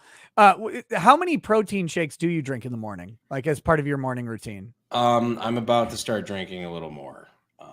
Not drinking more. I already do plenty of that, but like drinking more protein shakes. I had a bad fucking wrist injury that like got me out of the gym, and I used to always like be kind of like priding myself, like, oh yeah, no, I'm in shape, I work out or whatever. And it's like, fuck, I feel bad. I've let myself go considerably. So 0 to answer your question, long way around 0. Oh man, so you're talking about you have this crazy morning routine. I'm picturing you like doing the raw eggs into like a vanilla shake. Like, yeah, I'm gonna get fucking big. But no. That's soon to come. Just not right now. Rumble username suck says Krigler. Oh, he's gone. I need you to convince Brandon that your coffee is way better than that lefty-owned crap that he drinks. Black Rifle Coffee Company could go drop dead after what they said around the Rittenhouse stuff, and which I can't wait to talk about that on like I have talked about that, but like, what did they say? Like, nobody can ever point out like Black Rifle Coffee said that they didn't sponsor Kyle Rittenhouse, which is just an objective fact. They said, I'm trying to remember the exact thing. I could pull it up if you want. Do we want to talk about this? No, I'm totally cool with it, because like I know all those guys. Like I actually I had a meeting with Evan, like the CEO at my shop, like 2 days ago, where he was talking about the next AK build that we were going to build for him. It's like, to say like, if you say like, okay, so if you say Black Rifle Coffee doesn't support the Second Amendment to the degree that I wanted them to, that's different than saying Black Rifle Coffee is anti-2A, because I don't see how anybody can make that argument. Let's see. So here's, I think I've got it. I've pulled it up from the most reliable source that you can find, which is the Daily Beast. Oh, beautiful. But it's okay, because I'm using archives, so I don't give them a click. It's petty, and I love it. Here we go. A pro-military, pro-cop coffee company declined to sponsor the teenager accused of murder, and all hell broke loose. Kyle Rittenhouse drinks the best coffee in America, Black Rifle Coffee. And then we did not sponsor, nor do we have a relationship with 17-year-old facing charges in Kenosha. I feel like there was another tweet, though, than this. So that was the one that really threw it over. And everybody's like, well, why didn't they fucking support them and everything? And because this is when that was like really, really fucking big. But literally they did a whole like announcement. They did like a PR, like a press release. Yeah, I was trying to find it. God, I fucking hate the Daily Beast. Can you like report the actual stuff? So from the I'm pretty sure I could say all this now. The reason why so what I always said beforehand is like, because so behind the scenes they all supported Kyle, like literally all of them from day one. Like, and whether people, alarm going on downstairs, that's probably fine. Whether people want to say they did or not, like I knew these guys. I fucking drank and shot with these guys. Like they literally all did. Matt Best, Evan Hafer, whatever. What they had to do is they had to clarify that they didn't sponsor him because the Shopify, they were getting, so they were getting basically shit on by leftist Twitter, which Twitter was actually at fault for all this again. They were getting shit on saying like, you support Kyle Rittenhouse or whatever, blah, blah. Like, look at this. Like, you got like Kyle Rittenhouse is wearing the right wing Black Rifle Coffee t-shirt, whatever. And then it came to light that no, they didn't, but they were still like getting reached out to by like Shopify and whatnot, saying that they were going to cancel them off of their website, like basically deplatform them on everything, which is how they actually made their money. And it's like, okay, well, so their whole thing is like they're hiring veterans, and they've hired like, they had like 300 employees working for them at the time. They were going to have to hire, or they were going to have to fire half of them if Shopify deplatformed them. So all they had to do is say like, hey, we didn't sponsor him, which is just the objective truth. Let's see. Like I see people saying like, why don't you find another payment processor? It's like, well, yeah, when you're running a multi-million dollar a week company, yeah, that's really not easy to do. Like, you can't do that. So all they said was they didn't change their opinion on anything. They just said, hey, objective fact, we didn't sponsor him. God, I feel like there was more to it. Why? This is the New York Times article, by the way. People are spamming me New York Times article. This is a New York Times article about it. Let's see. Where the hell is it? I have no idea. They were lying. It's like, I fucking, and this is where like people could hate me for saying it. I don't really care. Like, I happen to know the truth. Like I know these dudes, like they have more guns than anybody saying they're anti-gun. And I don't know enough about this. I know people bring it up all the time, but I seem to remember there was some, I thought I remember more tweet. I think this was one of them. This is a quote I kind of remember. I hate racist, Proud Boyish people. Like I'll pay them to leave my customer base. So that actually, oh fuck, I don't know how much I actually can say about that. You don't have to defend them at all. I don't. Oh no, I'm not this isn't like me like say, oh, how like do I have to defend them? Like I just know the story. There were people within the Proud Boys who like were doing like legitimate death threats against the family members of some of the higher up people in the company, to where like the FBI got involved, saying that they were legitimate death threats for being an executive at a coffee company. Sure. That's like, that's really that's fucking shitty. Because like I honestly, like everybody makes the Proud Boys out to be like, this super big, like basically KKK group. I don't think that's really I don't really know. I don't think that's the case. But I've met like 2 Proud Boys and they seem normal, but I don't fucking know. I don't get involved in activism because I'm old. Like, I don't go out. I said before, I'm too old and have too many kids to go get fucking stabbed somewhere. So like, you're not going to see me at the Battle of Berkeley. It's just not going to happen. But there's a lot of people in the chat just saying things that like just legitimately aren't true. Well, I mean, people have formed strong opinions about this. I know a lot of people, they felt betrayed by the company at a time when, with the Rittenhouse stuff, it's a time when the country divided over this, and they wanted everybody who's on the side of gun rights and self-defense to recognize what looked like an obvious self-defense case. And I think what they saw was a failing of people who were not only, purporting to be pro Second Amendment, pro self-defense, but then they're also selling a product marketed in that way. And I think people saw that and they went, yep, now that looks like a grift. And so that's what does it. And people really like, if you're again, this is completely different, but going back to the Jack Murphy thing, a big part of the backlash against Jack Murphy, like aside from the comedy that he's sitting there having his ass eaten on camera, is the fact that part of his brand was masculinity. And like this article is talking about peak alpha masculinity being sending your girlfriend, your long-term girlfriend off to Matt from Tinder to get railed out.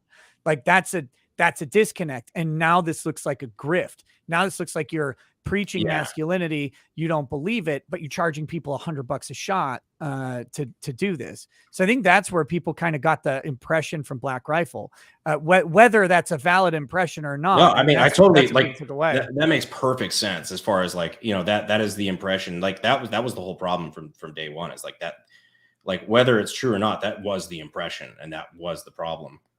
Because like from day one with Kyle Rittenhouse, I was one of the first people, like I was day after we did a gun meme review that actually got me a fucking strike on my YouTube channel because I was so fucking pro Kyle. That I'm like, I was making jokes about like fucking like knees weak, arms are heavy, vomit on his sweater already, arms spaghetti about Homeboy. And like it just I was just very pro Kyle from day one. And like it's always kind of weird because like I'm like, somehow because of my affiliation with this coffee company run by people they've never met but heard lots of things about on Reddit,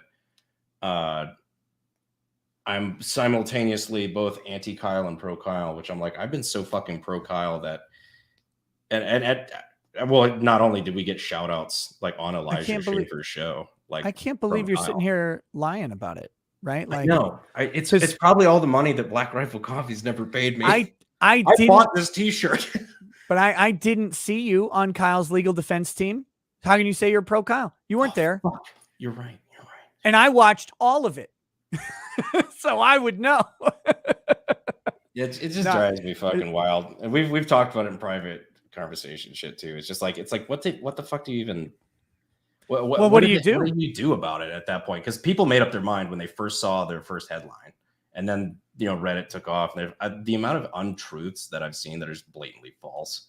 It's like the Black Rifle Coffee like funded the Biden campaign. It's like, no, that's actually just verifiably false. Well, someone told me to ask about the Act Blue donations, but now I feel like we're in this weird discussion where I'm asking you stuff and you're not Black Rifle about shit I don't know about. And you're being asked to like defend something that is not you. So it's so I don't really want to keep going down because I'm like, that's okay. Yeah, like I don't know. I don't know. I don't know anything about this other than I was like, oh, I don't drink coffee, so it doesn't matter to me. But what I think the ultimate point of the super chat before we descend into the weeds. Yeah, sorry about that. Sorry if I took that to a weird place. It wasn't. No, it's fine. Very interesting for me. I'm always good for discussion, but because the super chat brought it up, but he wants me to tell you. Well, he wanted Adam to tell you about Krigler coffee. You should try out Adam Krigler if you like coffee. Adam Krigler, he has his own coffee brand. That's fucking neat. I to be honest, I'm not a big coffee guy. I don't drink a drop of it. The Black Rifle RTDs I'll drink because it's like canned, because I'm a lazy piece of shit. Like I don't fucking like brew coffee. They have it pre-canned, so I'm like, oh, that's nice and easily consumable. Like that's awesome. I can do that. Yeah, I don't drink coffee at all. I used to go to my grandparents' house. Both my mom's parents and my dad's parents drank coffee all the time, and I hated the smell from the time of my birth. I hated the smell of coffee. When I go through the grocery store and I smell coffee, I go up and punch a baby and I say, "You should have been aborted." I hate it. And the worst part is I got the COVID like nose thing a couple months ago, and it ruined my taste for like pork and chicken and most beef for a while. I'm finally getting over all of that. But one of the things it did was it made coffee smell even worse. And I'm like, How I hate this substance. Like, why couldn't it make me like coffee so I could just be normal, like a normal person? But I can't. So, so that was you legit got COVID a couple months ago? Well, I got COVID back in like September, I think. It was a little bit before Rittenhouse, if I remember right. And then it was rough, man. I was like in bed for 7 days, just like writhing. I would come down and do a couple live streams during the time. I sounded like shit, but I was mostly just in pain. And they wouldn't give me any meds because my BMI was not high enough. I don't have diabetes and I was white. So they would. So you take care of yourself and therefore you can't get anything. Literally, yes. Because I was like, and I wasn't quite old enough. You have to be, I think you had to be over 55 to have the auto qualification. Because I'm like messaging my doctor on the stupid communications app. And I'm like, can I get some fucking IV like treatment here? Like, can we flush this out? I've got a business that I have to run, which is me talking. So I can't be like laying in bed, withering and dying. And they're like, nah. And so I was like, well, can I get ivermectin? They're like, no. And I was like, can I try anything? And they're like, no, we only do these antibodies. I'm like, but you're not doing them. So I had COVID. My wife and I had it. Our kids were fine. They had sniffles for a day and they're like running around, didn't do anything to them. My wife and I are in bed for a week, miserable. And then you got over it and it was fine. But then we had a COVID exposure in January that I didn't know about. I didn't get sick, but my smell just out. Like I could smell things, but everything smelled bad. Not the smell went away, which is, it's a different, like there's osomia, which is you can't smell anything or taste anything. And then there's parsomia where some things taste like raw sewage and garbage. And that's what I got. I've never heard of. Okay. So yeah, that's weird. I'd never heard of that. Because I knew people were losing their taste and smell and shit. But I didn't know that was even a thing that could happen. 'Cause I didn't lose anything. Like I've had COVID verifiably twice, I think 3 times at this point. And the first time I kind of kicked my ass, but I never lost my taste and smell. And I never got any of that. I never had any issues with taste and smell. Yeah, the smell issues were like 1 in 10 people, and then like the bad smell, like the things tasting wrong, and it was like 1 in 10 of those or something. So I got like the extra rare one, I guess. I was like, oh, thanks. That's fine. I don't only eat meat in my life. So having pork, chicken, and beef off the table was fucking great. The only thing I could eat for like a month, I was using ground bison for everything. No shit. Like, that's probably pretty good for you. It tasted great, but it costs like twice as much as beef, but it was the only thing I could stomach. Everything else tasted bad. But anyway, yeah, I did have that. It was not fun. And most things, I'm mostly over it now. I'm like at 95% taste restored. So it's weird. But coffee smells fucking awful. Like, and it's different. It's not the coffee smell because I hate that, but it's separate from that. It smells like if you fart into a garbage can. I wish I could fucking like coffee. Like it's okay. Like I'll drink black coffee or whatever. Like I don't get into the crazy. I don't understand how it's such a big business. Like that so many people just fucking love coffee that I don't. Well, they're addicted to it. I'm a caffeine addict myself. I don't drink nearly as much as I used to, just because like now I have fucking panic attacks if I have too much fucking caffeine. But I don't get how people like drink, like they like can't start their morning unless they have their like fucking $7 coffee that has 1,000 calories of sugar in it. Oh yeah. It's the sugar and the caffeine addiction like combined into their one thing that I think really does it. But yeah, I all of my family, they all, or my extended family or whatever, they all drink coffee. It drives me crazy. But yeah, you go to a family get together. It's like, oh, is a coffee pot on? I can't really function. I'm like, it's 4 PM. You've been going all day. How many cups of coffee are you on? And they're Jesus. Dude, if you're over like 700 milligrams of caffeine a day, just do fucking cocaine like a real man. Like just at a certain point, you gotta grow up. I can't. I can't do it. Well, I can't do. I'll snort coffee. That's what I'll start doing. I'll grind it up and I'll lay it out into lines. Just snort the coffee right in. I think that's the way to go. The globalists don't want you to know this, but doctors will just prescribe you Adderall. You'll get it. Like, I have 458 milligrams of Adderall in my cup holder. I hate Adderall. Oh God.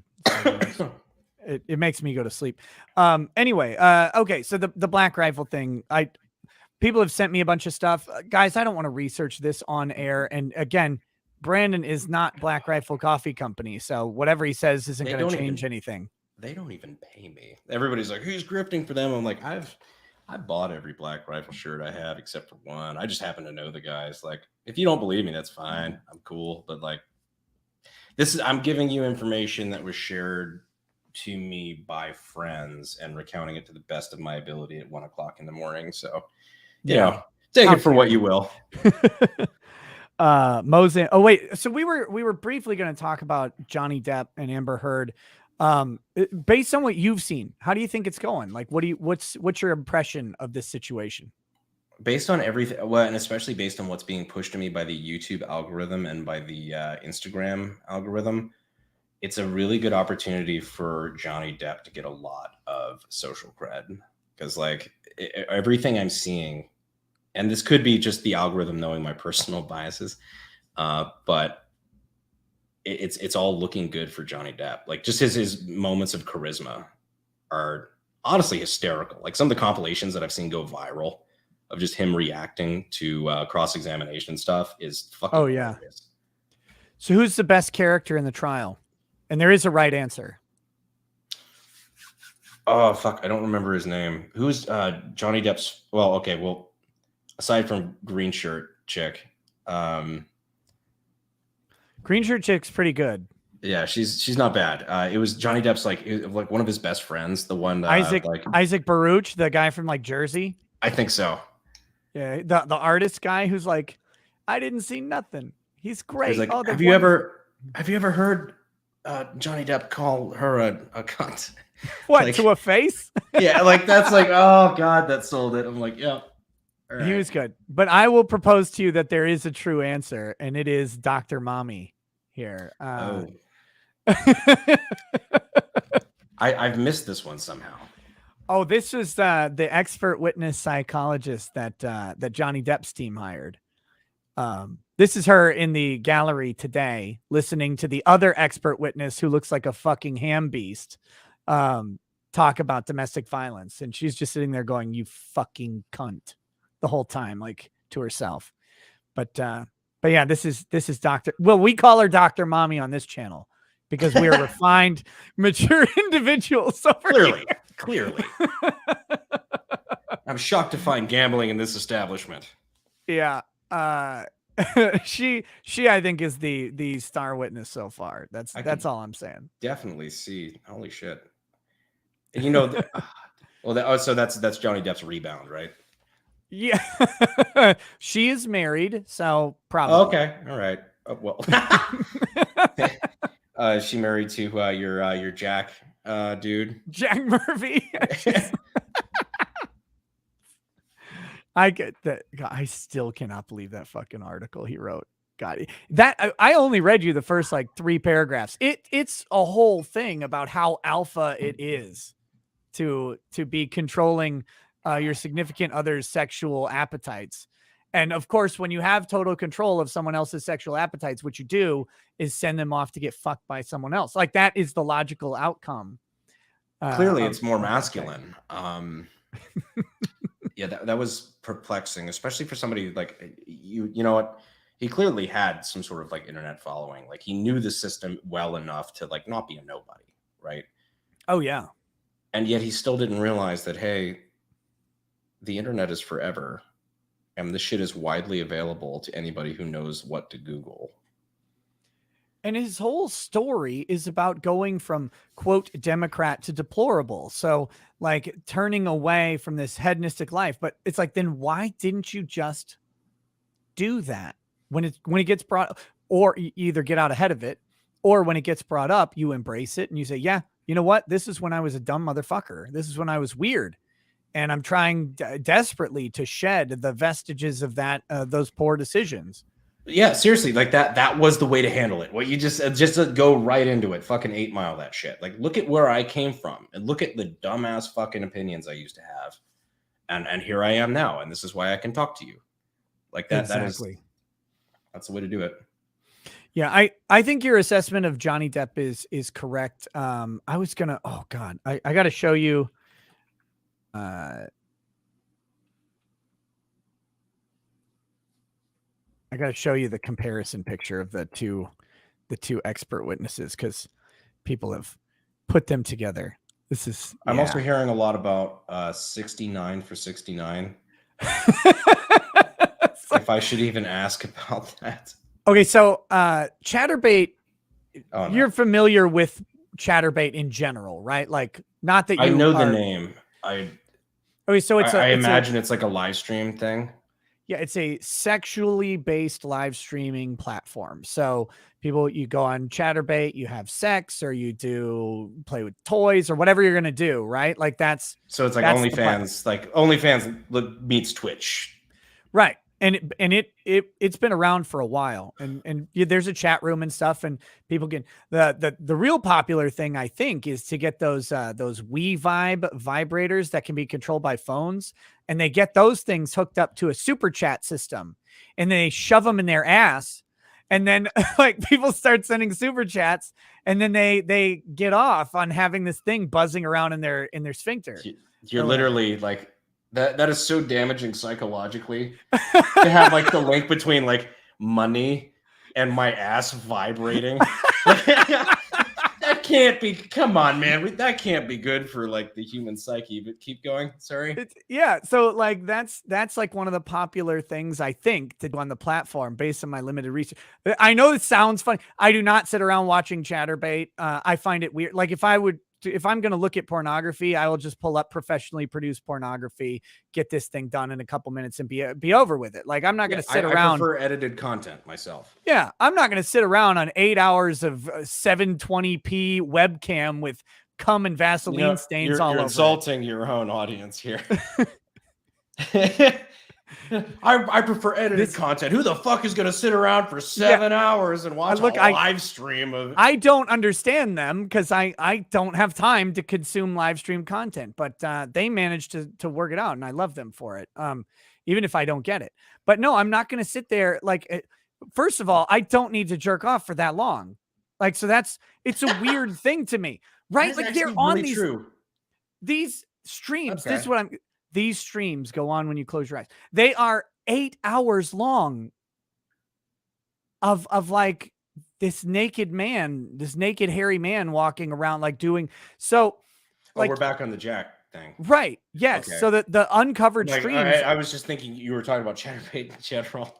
I'm talking about just watching a naked. Okay. Yeah. That's the Chatterbait Jack Murphy streams that were uncovered are these multi-hour things, but you can't be sexually engaged for that long.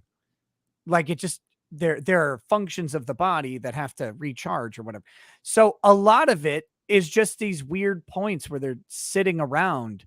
And so he's sitting around like laying on this couch or whatever naked. They're trying to get donations because that's the whole purpose of this, is to make money. And so he's saying 69 for 69, 69 for 69. And everybody was thinking, oh, like $69. No, it was 69 Chatterbucks, which is their own proprietary currency, which comes out to $3.50. So they're sitting there asking for $3.50 at a time to perform various sexual acts. That's the lore on 69 for 69. Now, do you regret asking the question? No, I don't. Somehow I don't regret it. I'm learning a lot. For one thing, that a Chatterbucks exists. That's hilarious. I don't know if that's actually the term. I hope it is, but I'm not sure. But they have a proprietary currency. Yes. That it's just, I'm thinking like Robux, you know, for fucking like.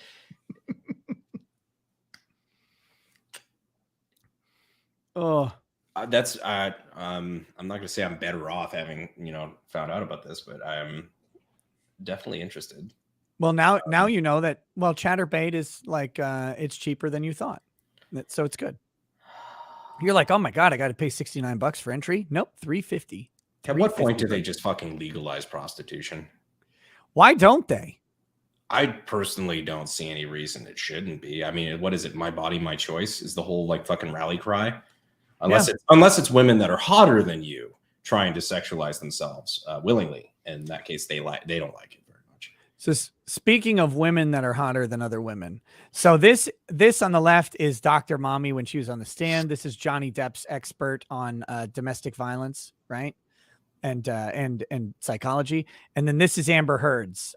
She hired someone considerably less attractive on purpose. I think bad move. Yeah.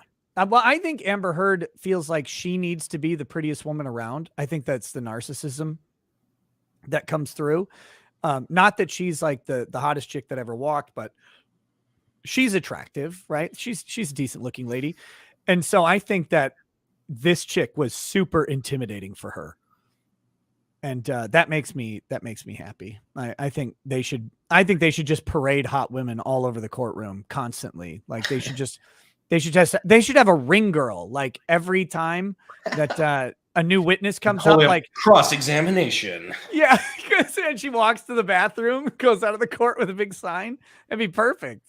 Let's make this into a real sport. I'm tired of this. I'm tired of this pussyfooting around. It'd be like a Judge Judy I actually watched. Just make it a complete like WWE spectacle. God, that'd be great. Pyro and stuff when they're walking up to the witness stand.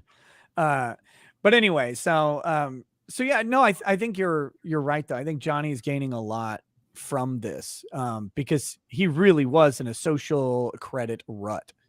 Yeah. And he's building that credibility back up. And especially compared to the just fucking wet piece of cardboard that Amber Heard has been this whole time. She is I know she's a bad actress, but can she try like emoting like I feel like it's Mark Zuckerberg sitting there, right? Like, what are the humans doing?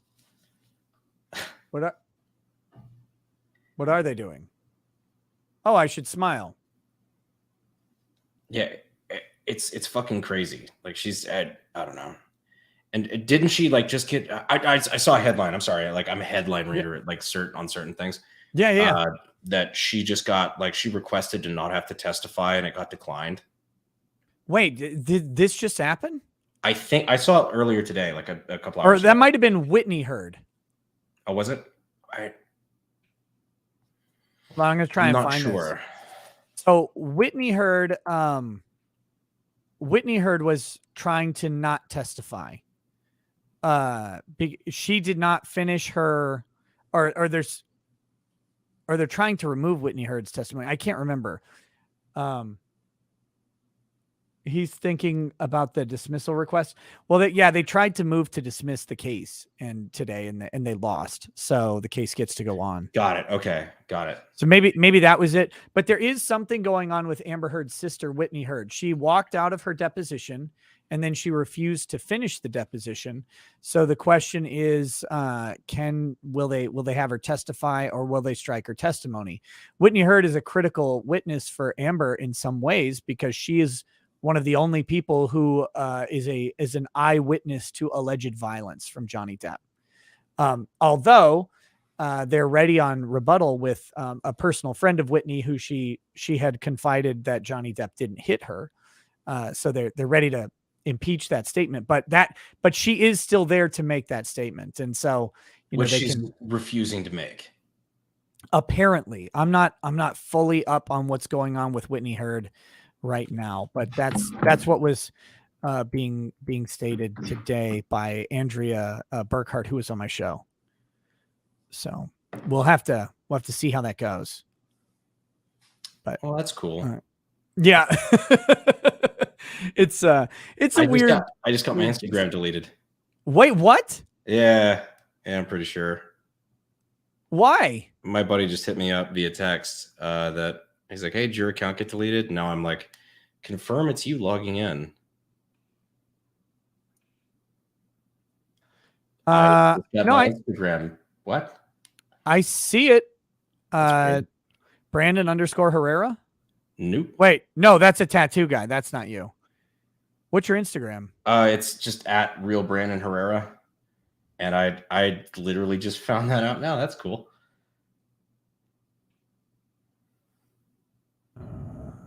Okay. Yeah. I mean, I can't find it at all. Huh. Well, that's neat. Wait, well, no, wait, here we are. Oh wait, no, this is posts with the hashtag Brandon Herrera. So that's not it. So that was only 262,000. It's all right. They basically fucking completely shadow banned me anyway. I had 0 outside reach on that. Yeah. Wait. This is weird. Is this you? What the hell is this? There's no posts. Real Brandon Herrera, 16.8 thousand followers, founder at the AK Guy Inc. That is me, but I don't have 16.8 thousand followers. I've got 262,000, I think.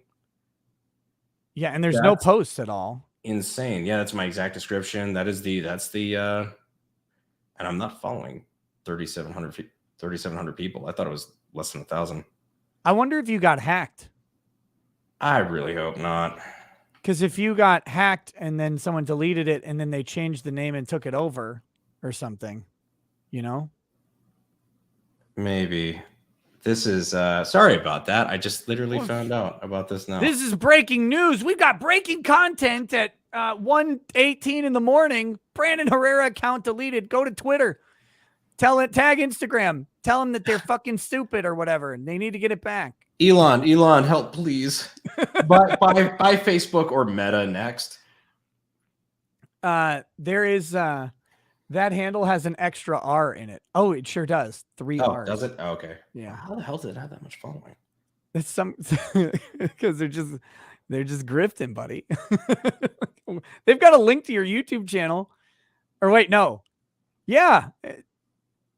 There's your YouTube channel. Well, This is that's so weird. interesting.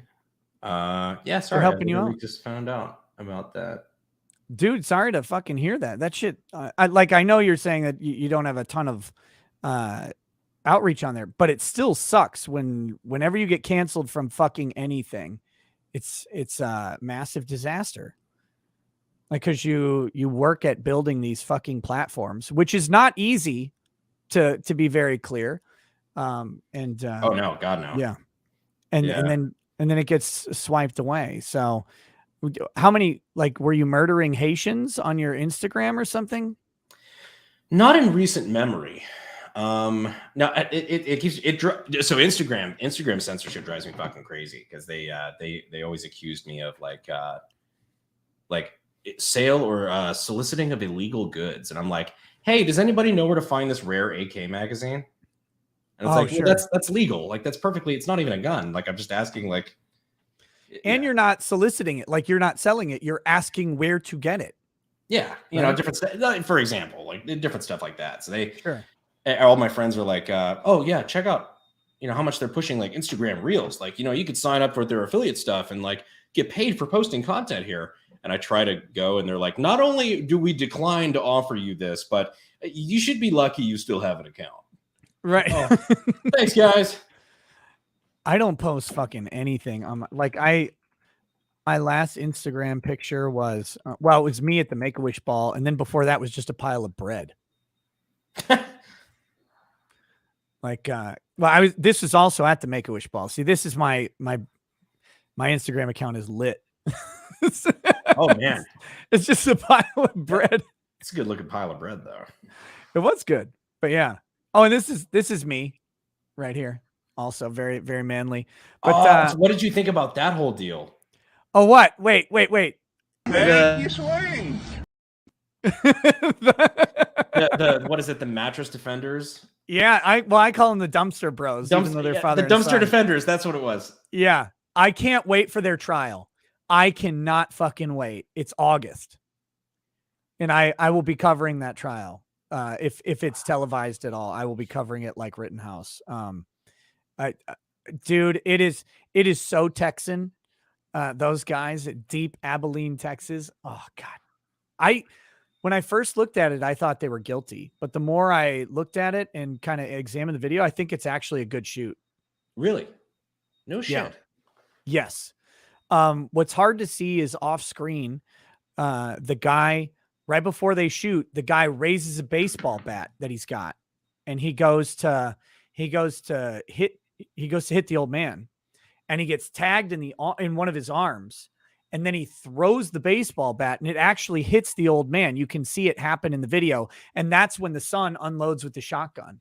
No shit. Okay, so the one I always thought was weird was like the shot after the dude was like clearly bodied and on the ground, where the son like did an extra like that one was like, that one might be I can see an argument, right? Like I can see an argument either way, but it was that last one. I'm like, homie, put a mirror in front of this guy. Like he ain't around no more. Yeah, that was I fucking love it. Hold on, here we go. Check this out. I doubt it. Regardless of whether it was good or bad, as far as the shoot was like that, the memes that came out of that in particular were fucking great. Like the Gadsden flag, where it was just the dude with the fucking like, take your swing. Yeah. Oh my God. Yeah. That is going to be, that's going to be a great trial, because all of the witnesses are going to be Abilene, Texas locals. They're all going to sound some brand of that or some other character from King of the Hill. And it'll be, it's going to be just perfect. I can't wait for that trial. And I think it's a complex question, because I think that, this is the type of self-defense where it's like, this situation, it's another one where this shouldn't have happened. I mean, justifiable or not, this shit shouldn't have happened. That giant raging man should not be dead. But, a whole lot of shouldn't have happened did happen. And then you're in the scenario where you've got a 6'4" guy who apparently has explosive temper disorder or whatever it is. And he's got a diagnosis that he loses his cool and cannot get out of it. And he's rampaging at these guys and screaming at them, threatens to kill them. And then he says, "Get me my bat." And then he gets a bat and then raises it. It's like, well, I mean, at some point you got to go, well, yeah, I mean, you can't raise a bat and charge at someone, right? Like, so the question is, do they get there? Can they prove that they got there, that they waited enough time? Did they instigate it? And I think there's a lot of good questions there. And how fucking Texas is it? Like, how much are they gonna be like, well, I shouldn't have brought it back to a gunfight. That was dumb. Yeah, it's that. Well, I thought this was America. Well, the last Texas case I talked about was that Kyle Kareth and Chad Reed case, where the guy was there to pick up his kid. That was just what I was about to bring up. I was curious about your thoughts on that case, because I remember looking through that pretty intently. I thought that was a justified shoot under Texas law. I'm not sure if it was justified under every state law, but that dude walked up on him on his porch. He grabs him, grabs the gun, he throws him off the porch, and he shoots real quick after landing. And I had some disagreement with Andrew Branca, who suggested that once he is thrown, the violence is over and he should not shoot at that time. And I was like, man, that it's like 0.6 of a second from when he's tossed to when he shoots. It's so fucking fast. The like shock of being tossed is still in your body at that moment while you take the shot. It's like, that one always struck me as like the what do they call that? Like evil but legal or something like that. I can't remember what it is, but like, yeah, I didn't feel good about watching that video. Like none of that was some shit that should have gone down and was easily avoidable. But it struck me as entirely legal. Yeah, that was I agree. Like you don't want to see that guy die, but I do gotta say, there we go. That was awful but lawful. Awful but lawful. But that guy was acting like a complete bitch. Like, I know that the handoff for your kid didn't go well, but a lot of misconception around this. He was not at the pickup spot for his kid. He was supposed to pick up his kid from somewhere else. He went and they weren't there for whatever reason. So he went to this place, this workplace, where the mother of the kid was. So a lot of people were like, do you have some like high pitched ringing going on? I'm sorry. No. Oh, yeah. I just need to close the door here. Oh, you're okay.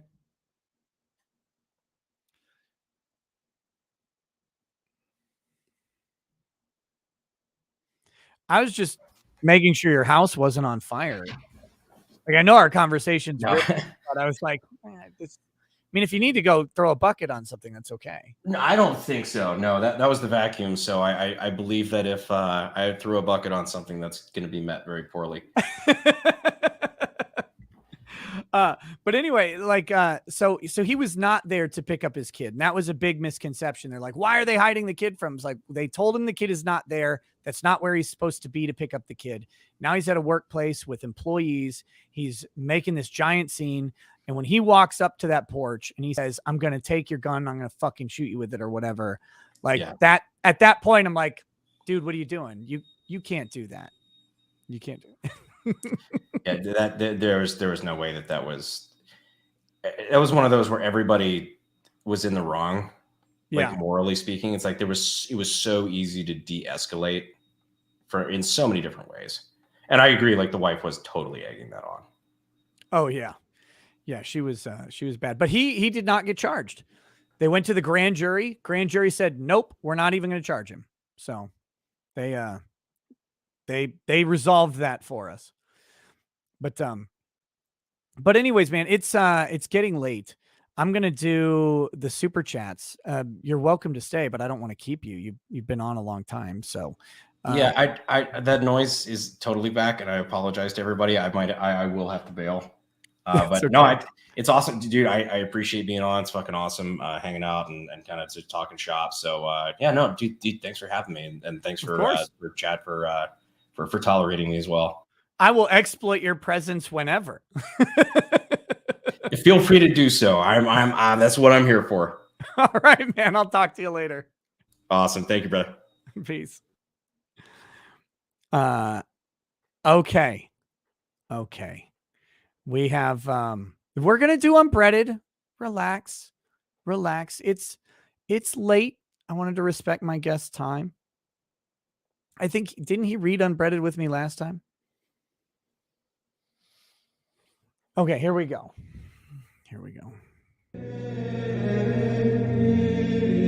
Unbreaded.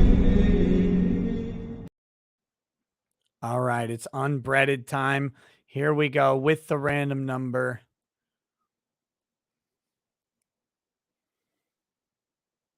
$787. Whoa, we're near the end of the book. Let me get this pulled up. I am shocked that we have not had a bunch of overlap.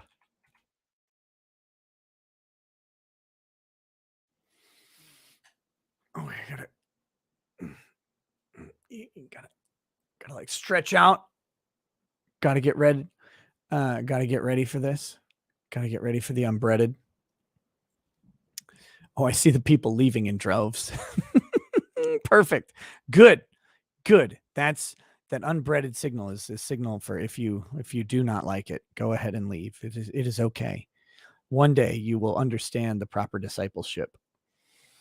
787 is the page, I believe. Did I get that right? 787. Yes. Just so we're clear.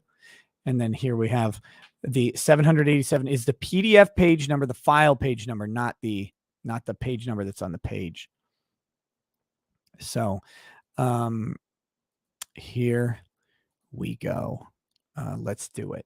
The attack needs to be hidden until it is too late. The attack needs to be hidden until it is too late for them to recover. The attack needs to be hidden until it is already so effective that nothing can take it away. The attack needs to be so effective that they can't get revenge. They're too busy being dead. The attack needs to be complete. The attack needs to be simultaneous. All of their men must die, and it must be quick, and it must be final. The attack must be complete, meaning if there are 1 million of them, it must kill all million. The attack must be so complete, so final, that after the attack is finished, there is no enemy left. The attack must be one attack, a singular attack. Sure, Terrorism is great. Scaring them, bothering them, haunting them everywhere they go. Everything they do is great. However, while Binger are out there hunting them down, killing them, while the terrorism throws their life into the gutter, far beneath the fault line, while the attacks cause them to drown in their own blood, while the attacks cause them to suffer in disarray and not be able to function and not be able to send their children to school, while the attacks make them unable to go to work, while the attacks make them unable to use the internet, while the attacks make them unable to socialize, to gather, to communicate, while the attacks make them unable to organize, to structure, to watch each other, or to track us, while those attacks disorient everything about them, while those attacks hunt down their leaders, while the attacks bring them down, the attack must be so large and so effective that no one sees it coming, that no one understands it as it happens. It must be over by the time they know, by the time any of them know, by the time any of us know. It must be over before anyone other than the attacker knows, so that the attacker is never punished, never found. It must be so perfect that they are all dead forever. It must be so perfect they are all dead forever. It must be so perfect that they are dead forever. All of their men must be dead forever. Forever. Burn the sperm banks when it is over.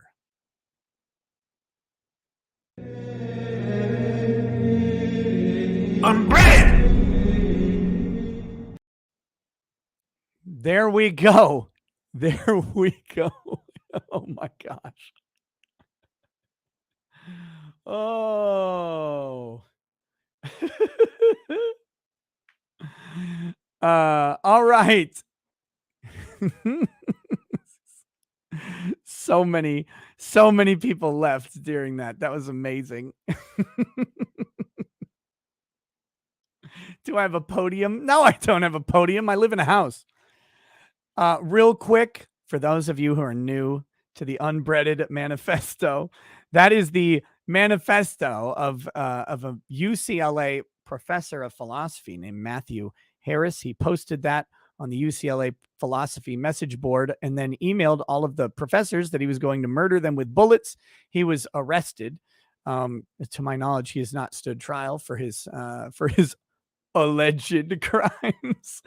And but you know, it's we read one page of the manifesto chosen at random by fate every night. So I hope you don't enjoy it.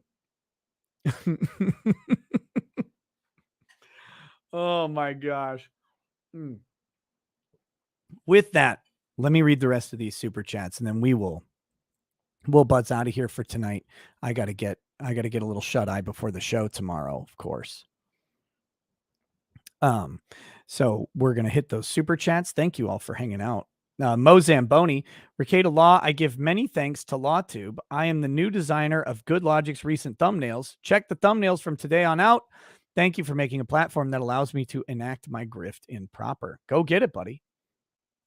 John Henry Sneeden says 69 for 69. Weaponized autism. Since you have both Brandon and Adam, I need you guys to check out the GR1 Anvil from Arc Flash Labs and get hyped, get wrecked, NFA.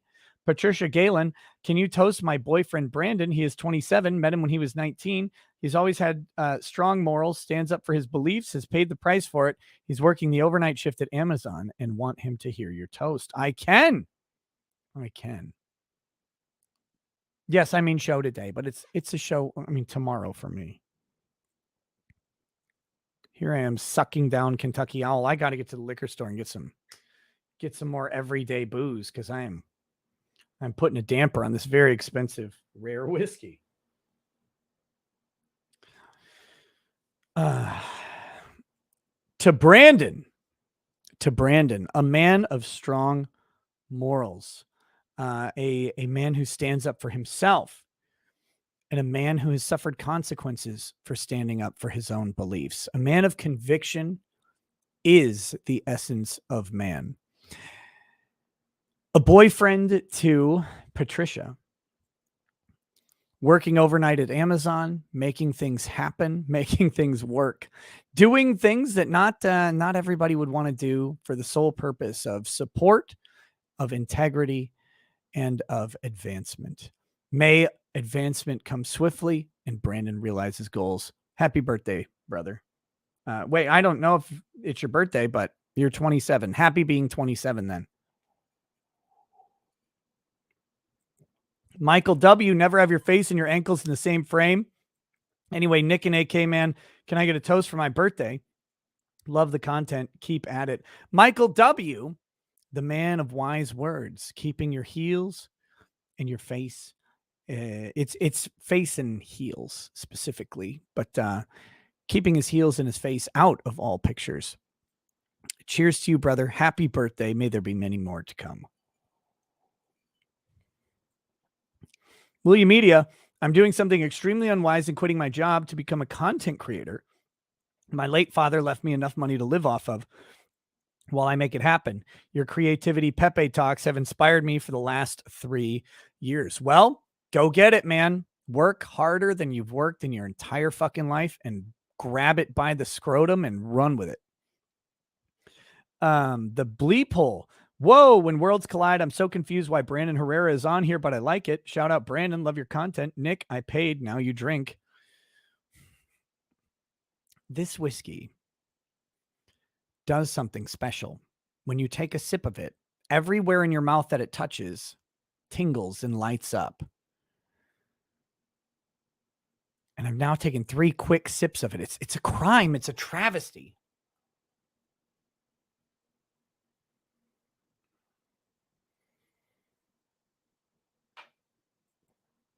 You got to slow down and enjoy it. It is honestly the best rye whiskey that I've ever had. Brian Lips says Trump kept his word and wears AK-50. Take my money. Dirty Dan, Nick, I don't think Brandon's ready for the tail of the gun just yet. Give him a few months. We'll ease him into that awful stomach crescent. Joe Harris, great point, Brandon. Quote, I'm going to start saying these United States. It was. That guy seems so much older than he is. He's a smart fella. Red Rum, can we please get a Cuck Academy on 90 Day Fiancé? Every episode is an absolute goldmine of simps and entitled beat up whores. I think I've only barely heard of the show, but maybe. The new cooler Will Smith, George Carlin joked decades ago that people who are against abortion are people you wouldn't want to F with, wouldn't want to F in the first place. My, how the tables have turned. Yeah. Yeah. Lord Jasper, 1988. Nick, can you toast to me and my girl? I popped the question in Edinburgh Vaults, one of the most haunted places in the UK, and she said, yes, have a drink on us. To Lord Jasper. To Lord Jasper, getting to yes.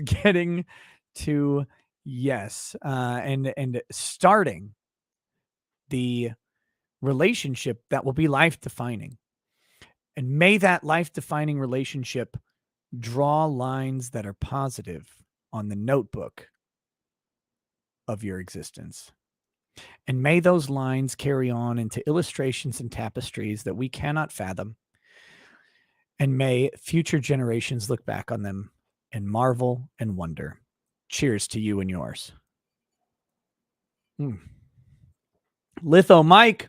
I lived in Austin in the early 90s while on assignment at Semitech. At the time, I would have liked to have stayed there. It has turned into such a shithole now. There's no way I want to be there. Pablo Rodriguez, wait, indigenous people getting abortions? I thought the shaman just dances in circles saying no more life, small one. That is how it happens. Gamer says, hey, I forgot to ask you, what was your confirmation name? What was it? Ignatius. Juan Mangus Mocha says, these lobs need to take their ego and shove it up their 4th point of contact. Nuclear Winter Gamer says, nuclear family energy. Luna Star Patches says 50%. I thought there was a ton of genders now. American Patriot, welcome to paralegal status. A Pretty Little Light. Memology just posted on his 101 news channel of Roe versus Wade protesters about to riot. Mike K. Nick. Shit. It just jumped on me. Oh, wait, that was it. Fuck, where did that go? Here we go. Mike K. Nick, check Twitter DMs. I sent you more great takes from Amanda. You've told Brandon and Matthew Harris. You've told Brandon about Matthew Harris and Jack Murphy. Now you need to fill him in on the lore of Ethan Ralph. Oh God. I think we can wait on that one for a little bit. Johnny Hammersticks ask Brandon about the 50 cal. Fellow 07 FFL here playing with fun stuff. I did last time he was on, and he said there's some liability concerns that they have. Mandy Karavichus says, Nick, C. Goody and I need a babysitter. Could you please watch Nicholas Drexy, C. Goody, Tard Baby #2 while we're out of town? Just don't let him near swimming pool or tall buckets. Look, I'm not going to babysit your weird abortions, Mandy. Come on. HK9410. I just don't understand why some women want to be Aztec temples. Corn Pops Revenge. Hey, Brandon, you're the only Leviathan group product I watch. All those others seem to not know what based means and are cringe as hell. You'll never be Karnak Khan level cool, as Dugan didn't need any Leviathan shekels. I don't know what Leviathan. I don't know what that even means.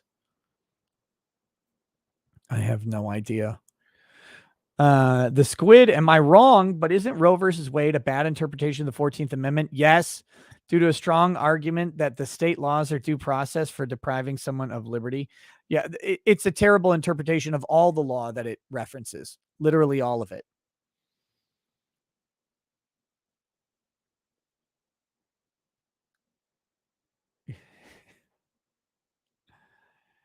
Oh my goodness.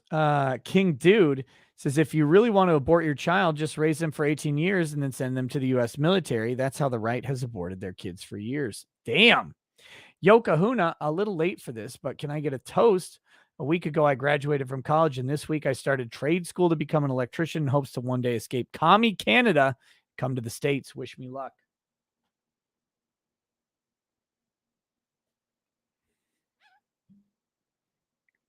Yeah. Yeah. All right, here we go.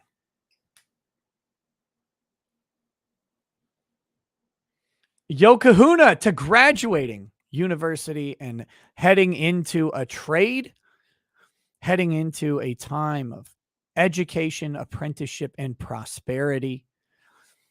May that prosperity lead you to to junctions you did not see coming, and may you always choose the correct path at each fork in the road.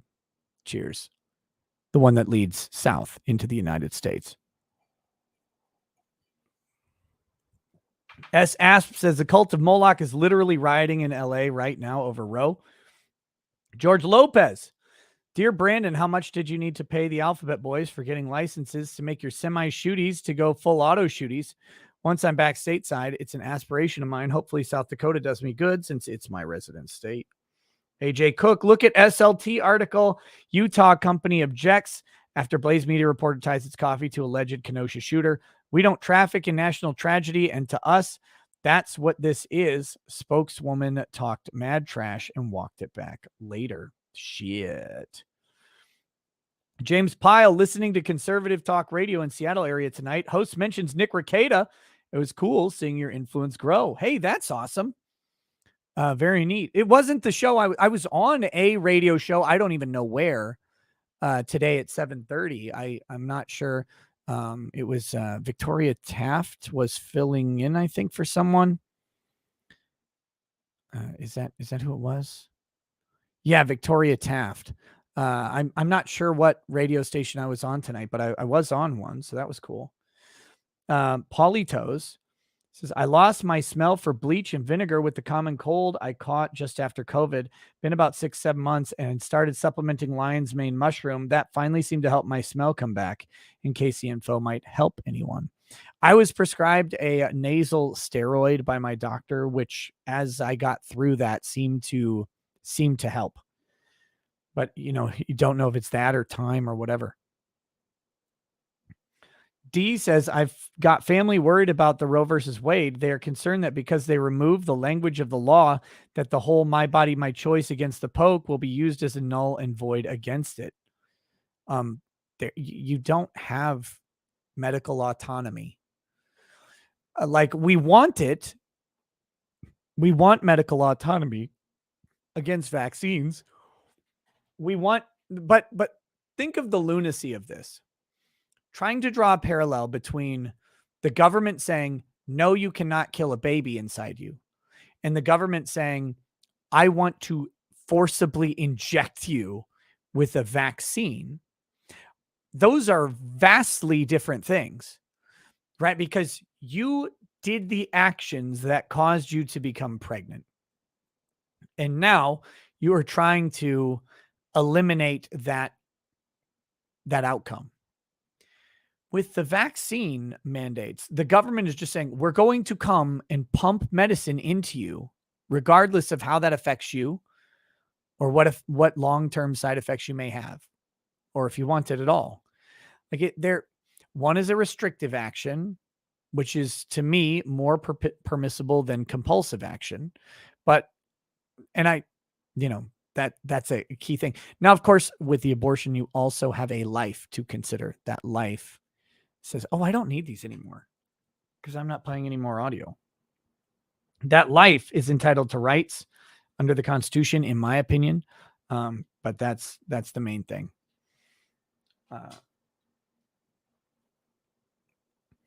Poorly redacted. Brandon, is it time to embrace the legacy of Marvin Heemeyer yet? Oh, no. Oh, no. Winning Reality, it's up. Oh, yeah. By the way, since I showed that Killdozer footage yesterday, got copyright claimed, and the video's distribution is restricted. I've got to fight it, but it's going to take a little bit. Winning Reality, it's up. Crazy Cat Lady Lawyer, episode 1. When in doubt, make up defense is up. Special guest Isaac Baruch. It's like an 80s sitcom and a masterclass in law. Please check it out. Hope you get a good laugh out of it. You guys can check that out on Winning Reality. Batgoat says, boom, shakalaka. Thank you for that, Batgoat. Over on Odyssey, Radicalized Ryan sent a money comment. They can't starve you. Says, greetings, guys. Funny vasectomy story. When I had my appointment several years ago, I was on the table and the doctor came in watching his phone for a few seconds. He then goes, okay, I just got off YouTube. I think I got this. I guess looking at dick and balls all day gives you a good sense of humor.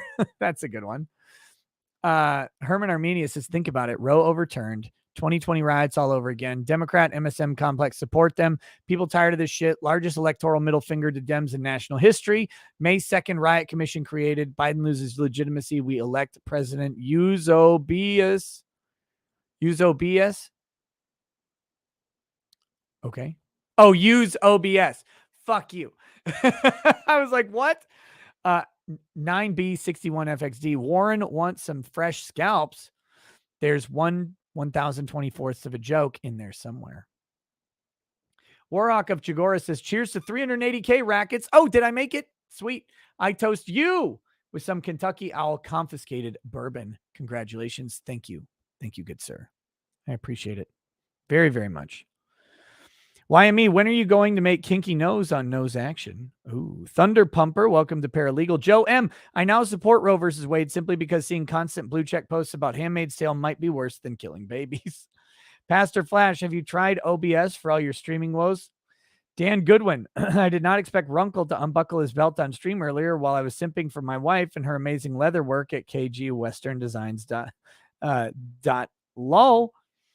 Yeah, that was weird. Or that's on Etsy, KG Western Designs. And then he says, lol. That was weird, but okay. Get the belt off, Runkle. Ryu D, would you like to too large side that drink and fries? Amy Lynn, you're my favorite YouTube lawyer. Hart, can you please shout out Swamp, a small channel, Rose to TikTok crazies. He's the cartoon hillbilly. Please sleep more or you'll take a forever nap. Stay unbreaded. Yes, a big shout out to Swamp. Check him out on YouTube if you want to see more TikTokers getting torched. P.S. Did the popping start after you installed your new video card? One time I had a bad card cause a lot of weird popping. The popping only occurs when I share video on StreamYard or share a screen on StreamYard. I don't know why.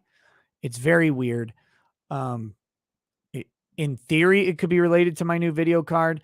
Although, again, the contravailing evidence to that is there are other YouTubers who started experiencing the audio popping on StreamYard at the same time. So I don't know. I don't know. I have no audio routing through my video card at all. I have zero.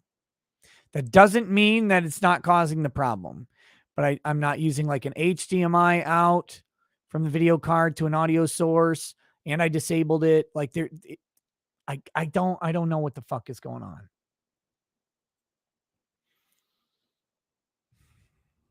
But it's entirely possible that it's StreamYard having an issue. Joe Gruber, welcome to Paralegal. Joy Fender. So she says she always wears makeup to cover the bruises, but goes to the courthouse for a restraining order without any makeup, and the paparazzi just happened to be there. True Patriot Racket, zero popping audio. Stop listening to the chat. By the way, 17 hours of content in the last 2 days is insane. And yes, the wife and I watched all of it. Stay unbreaded. You guys are the crazy ones. Bobby Lane, Brandon, and Adam Time. Nick, thanks for working tonight. Man of low moral fiber. I support abortion for non-kosher reasons, but I oppose it because it gives women rights. Cledge Fenrir, when you get the chance, can you ask Drex about the howling from German shepherds have been since the Roe versus Wade news? I can't wait to talk to Drex. Can't wait to see him. I don't know if he's coming out this week or next week. It would be great. Or I don't know if he's coming out at all. That would be great. Looking forward to the next time we get to hang out. Brad Patterson, 80,000 Pfizer docs came out today, thus the SCOTUS leak. Yep, I've heard that theory. Johnny Arbor says Adam and Brandon are both survivors of Roe versus Wade. Lol. 4 doors more horse. If they keep Heard on the stand through to Thursday, do you think she cannot watch media for 10 days? Any chance Johnny can win by this? No, the parties can watch media. They can't comment on social media, but they can certainly watch media. They're the parties. Their positions are theirs. It's the other witnesses who might ascertain facts outside of their knowledge. But the parties have their experience that they're going to relay. That's the trick. Colostomy bag. Ask Brandon how the AK-50 is going.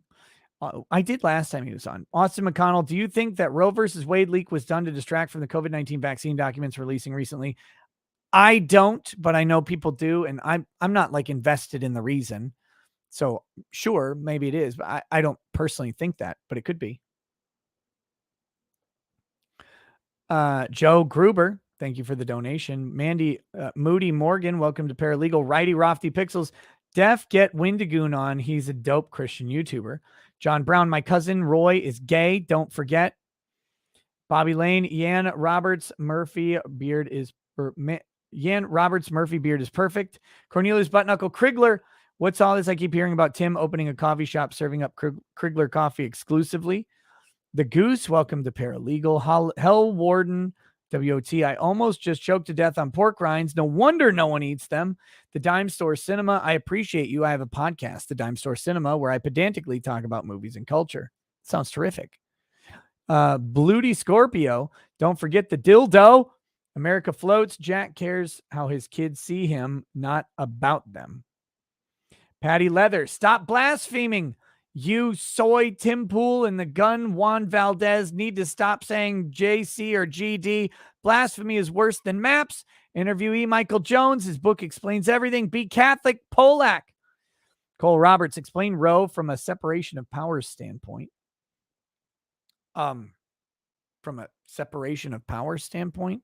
Well, you have to explain it from a federalist standpoint in that the national government has no business implementing any sort of restrictions or permissions on abortion on a national level.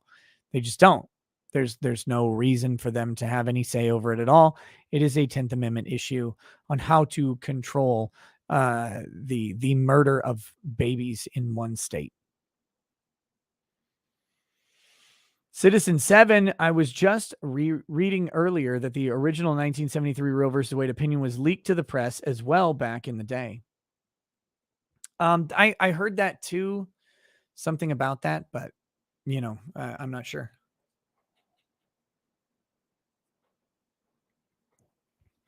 Westfield, 90. Today's left are completely different than anyone in the past. There are no limits and rules. Looting is fine. Leaking is fine. Nothing will happen to them. Kidda, They just need to take out one. Then it'd be 4-4. Status quo wins. Yeah. Long story short, small wonder why they went after Thomas out of the blue a few weeks ago. Brian Law, can you explain the cuck decision you wrote in Murphy voice?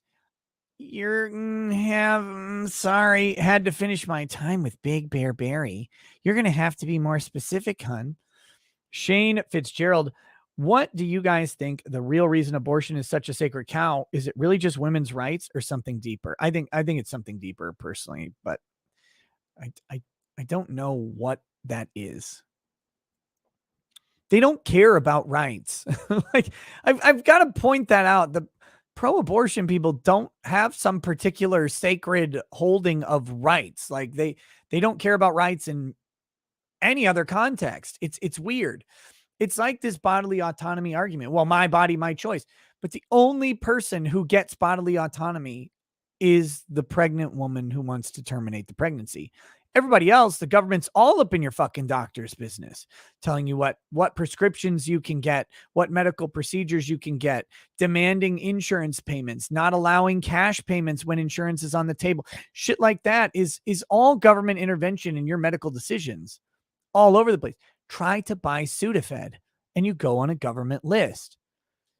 But your body, your choice. Like you can't put women who get abortions on a list. They have to volunteer the info. Charles League, any books you would recommend to read to learn to understand more about the Constitution? No. Sorry. Read the Constitution. Maybe read the Federalist Papers. I guess you could do that. Read the Federalist Papers. Read Common Sense by Thomas Paine. And then read anything Scalia ever wrote. Bobby Lane, Texas #1, America #2. Texas is the best country in the world. David A. Hamilton, I'm going to be a Rhodes Scholar after watching this.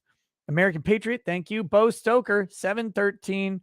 Today's testimony, your stream with the new PR Stanley fucker. The lawyer placed a paper in the desk. He picked it up. Is that proper? It seemed underhanded, sly, weaselly.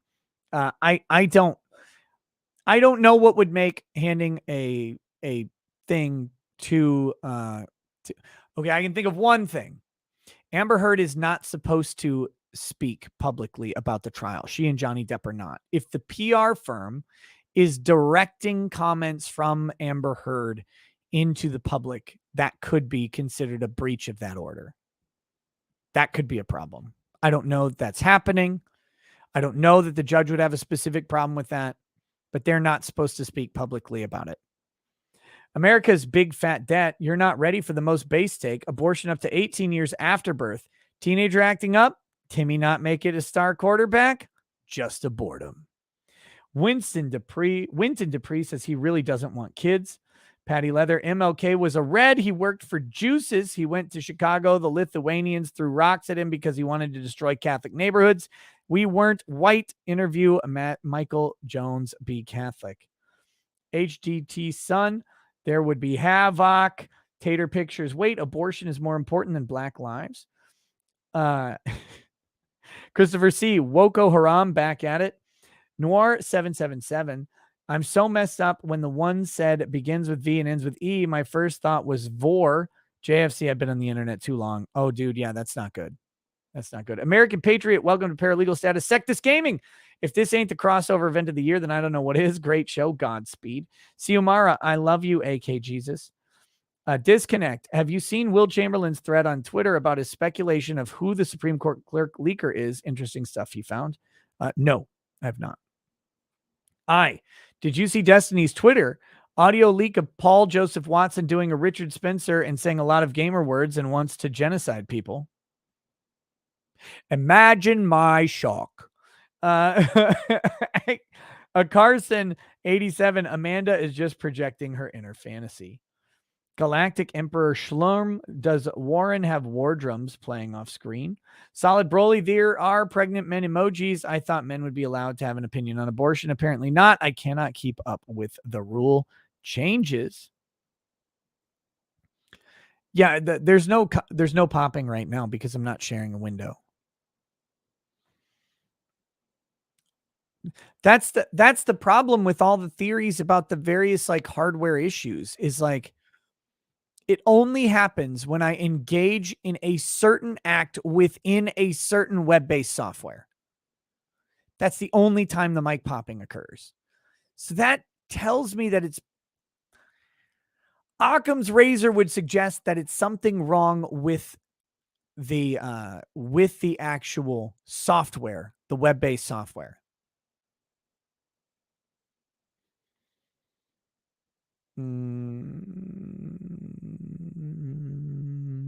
Kiernoth, Nick and Brandon, if you want to see more leftist tears, check the newly made Twitter account, Baby Killers Posting L's. Oh no.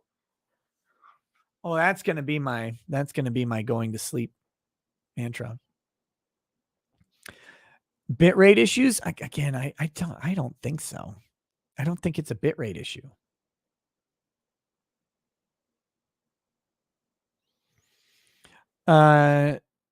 Should you sanify? I want Brandon's upper left rifle. Why does the AA community flourish during Republicans' reign versus a Democrat reign? The AA community? Do you mean like Second Amendment? Is that 2 A's? I don't know what like Alcoholics Anonymous. I'm not sure. Devil's Advocate, NRE Ralph. Anyone who wants to know if he's a narc should pull his call detail records and look for regular calls to his local FBI field office. Charlie Rogers, NBN. Biden can't veto a SCOTUS decision, can he? No, he cannot. Oh, AA being African American. African American. Oh, well, I mean, if we want to start talking about the Democratic plantation for black people, we can do that. We can do that. Tamara Holloway, Jack Murphy has reversed Jack Dorsey beard. Yes, he does. W Colonial Boy, when you two face each other, it's like the battle of the schnozzes. Cheers.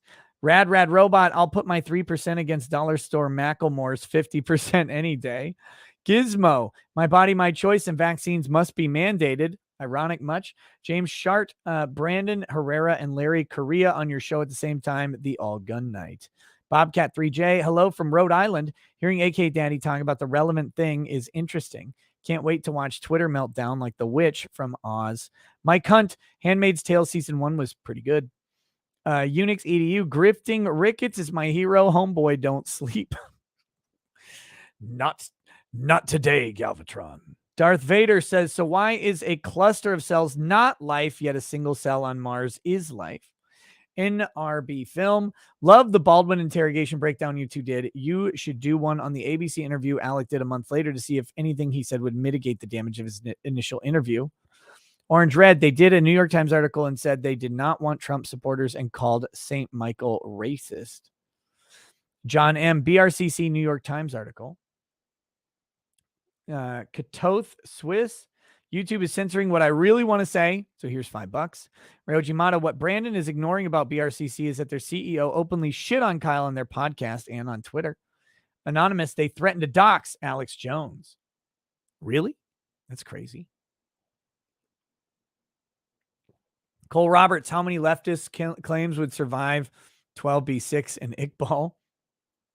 None. Shadow Fenrir 24, can Brandon explain why BRCC wanted to dox Jones? Again, that got into the weeds. He's not an employee of BRCC. He doesn't have to answer for them. He has their coffee, knows those guys. It's fine. Ross Wolf, in regards to using babies as fuel, it was found in 2014 that 2 UK hospitals put aborted baby remains in their furnaces as fuel to heat their buildings. Who knows how many others are still doing it? GVK, the Quartering has coffee brand coffee company. It's an objectively better product. The Illustrious Dude says it's like the worst of American society, and I got to flush the toilet on some of those people that kind of hijacked portions of the brand. Anonymous says AK guy is the GOAT gun tuber. That previous one was a quote from Black Rifle, I believe. Patty Leather says Black Rifle Coffee Company renounced Kyle while he was facing life in prison. Every evil fake news outlet was maligning him. They're cowards who threw a kid under the bus. Big tough vets, weak gay. Look, I know I saw something from BRCC, and I wasn't invested in their company in any way. I don't drink their coffee, never bought their products. But I know that what I saw made me think that's fucking bunk. That's all I can say though. Is like this is an obvious self-defense case. You should comment on this, that this does comport with the Second Amendment. But that's just my opinion, man. Joy, BRCC has an official statement on a website about Kenosha. New York Times article was a mistake. It was edited as a hit piece. Donations made were due to Lost Bet. Tamara Holloway, BRCC could have said they support but not sponsor Kyle and not denounce the Proud Boys as white supremacists in the same breath. Lord Vader, I don't know. I didn't know Black Rifle Coffee Company sold shirts. I thought it was just knee pads. Oh, shit. OSPDY. Jeremy from the Quartering has launched coffee branded coffee. Lol. Yes, he did. It is a politically neutral. It's a non-political coffee. It's just fucking coffee. And I'll be checking it out. But yes, I am aware of his launch of the coffee branded coffee. 2007 Shockwave says AK Guy and Ricada, two YouTube interests collide. Samuel 527, how is Brandon like 24? I'm 5 years older than him and he looks way more adult than me. How much testosterone does that man have? Too much. Emorsk, we don't hear the popping on Rumble. Not till I pull up the shared screen, probably. That's what I'm guessing. SC Media says, good morning, all you sexy YouTube mother lovers. Eli sent a Twitter thing. Let me pull it up. Just in, reporters and staffers from CNN, ABC News, NBC News, CBS News, Politico, and other participating news organizations have tested positive for the COVID-19 after White House Correspondents' Dinner weekend, CNN reported. Oh, that sucks. That sucks. Thank you, Eli, for that beautiful breaking news. Rumble username suck. Go find the original New York Times article. Damn it. That was the one that I still can't forgive them for after all the explanations they gave. They called a bunch of their customers deplorables effectively. I mean, I don't care.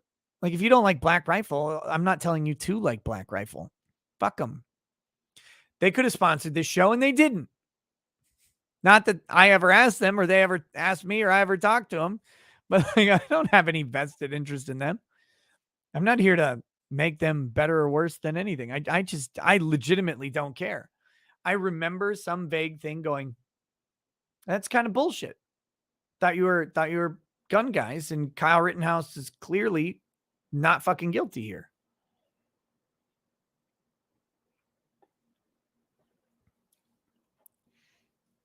Geomancy Games, come on over. I talk my cancer treatments and video games. Collab sometime. Hit me up. Jared Holly, Black Rifle dropped Elijah Schaefer for that Kyle Rittenhouse tweet. Give send go G2K6A. Wait, really? Did they drop Elijah Schaefer after that? Scott Speed Shop, WWE courtrooms would be a step leading towards the Idiocracy movie becoming reality. President Camacho for 2024. Gizmo79, I don't think Heard is a lady. She messed the bed. Gage's Phantom Bicep. I'd come back from the dead for those muffins, devalorize, resolidify, and beg Kyle for another just for a chance on those muffins, yo.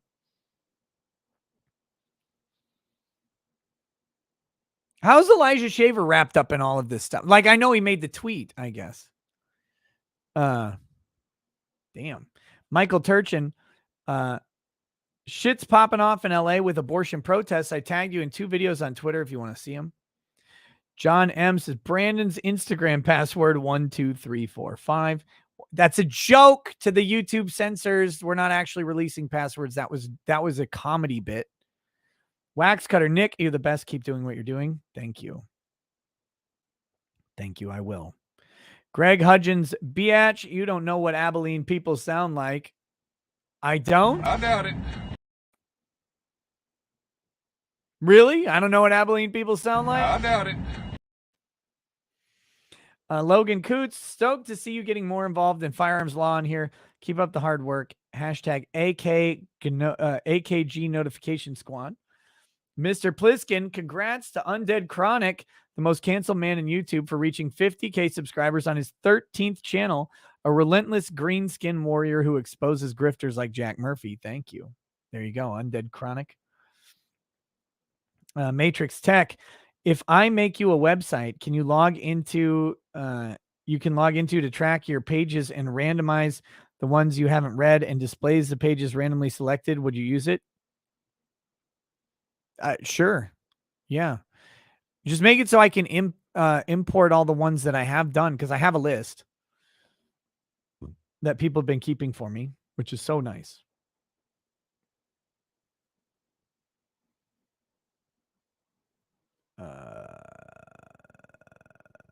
MR, last day of law school tomorrow. Thanks for the motivation. Go, go. Shit in their toilet twice on the way out and then go fucking wreck the bar. Do it. Bar exam. Go wreck the bar exam. Get it, brother. Matthew Spriggs, currently arguing against abortion with a Latina that has more kids than can comfortably sit around a Milton Bradley board game. Oh, no. OSBDY, have a great rest of the week, Nick and chat. See you on the flip side, late June. May your grift be ever fruitful. You know what, OSPDY, good luck. Good luck, man. I can't remember where I think you're going to, like, recovery or something like that. I really hope you get the help and support you need. Go get it, man. Go do it. Archangel of Life says, did you get your Shawnee NFT today? What the fuck is a Shawnee NFT? I don't even know what that is. Austin Muzz says, Mark sounded exactly like Jack Nicholson.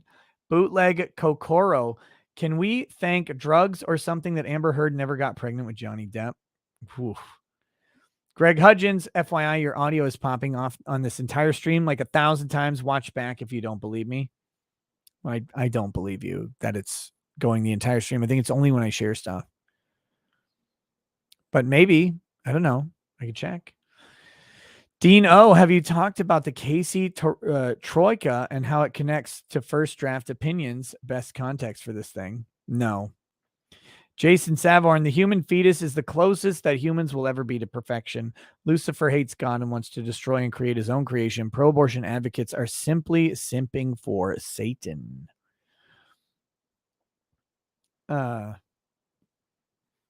Cormoran, some guy tried to Will Smith Dave Chappelle at his show. Looked like Dave's boy tore his arm off and reattached it the wrong way. I wouldn't fucking walk up on Dave Chappelle while he's on a show at all. Holy shit. Charlotte G, today is my daughter's 18th birthday. Can't believe I have managed to raise a whole human to adulthood. Oh, congrats to that bittersweet celebration, Charlotte.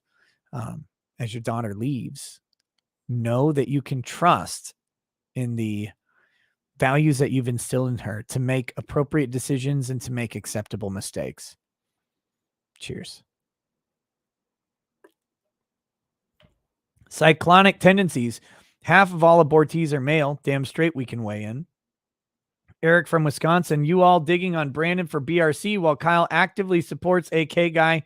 Do better. And E. Fell says, hey, Nick, since you're sandwich enthusiast, thoughts on Reuben's? There's something about Reuben sandwiches I'm not the biggest fan of. What is it? It's Swiss cheese and sauerkraut and Thousand Island dressing. I don't actually like any of those things. So not a big fan of the Reuben dressing. Or the Reuben sandwich because of that. Like corned beef on rye bread, I'm good.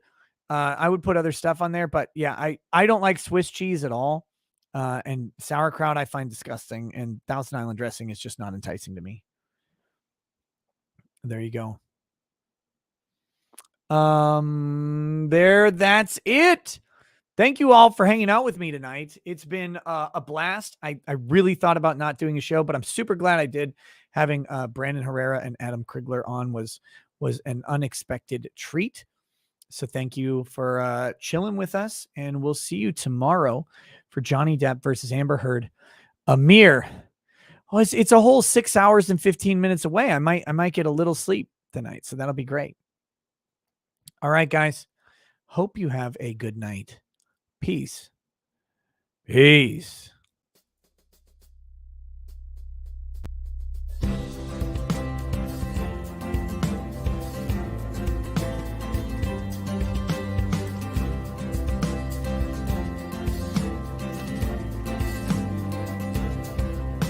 He drinks a fair bit, but you realize that it just helps get his noggin jogging along. With his glass by his side and his kids asleep tight, we'll hear some law-splaining tonight. With his microphone muted, we'll laugh at this boomer until he explains it's all part of the plan. Watch his face become redder as he becomes meta, raging at idiots from Twitter and Erlang. From the white shores of Maine to the hills of Glenlivet, there's no one who explains the law better than Nick. So pour out a glass for the ones who have passed to make the law what we have now. Oh, his lady is fair, and she handles herself with the grace of one who has borne many children. As the wife of a lawman, she makes sure that he has the time and the place to provide for them there. So pour out an Ardbeg, a Balmore, a Lethbrook. Spirits flow as the ones who get unemployed. So pour out a glass for the tea post on Twitter as we hear law-splaining tonight. From the white shores of Nairn to the hills of Glenlivet, there's no one who explains the law better than Nick. So pour out a glass for the ones who have passed to make the law what we are now. Oh, the guests are all plentiful, from Doug T to Drexel. They bring their perspective and spice to the mix. But the reason we're here and the one that we cheer is the one who is showcasing us his career.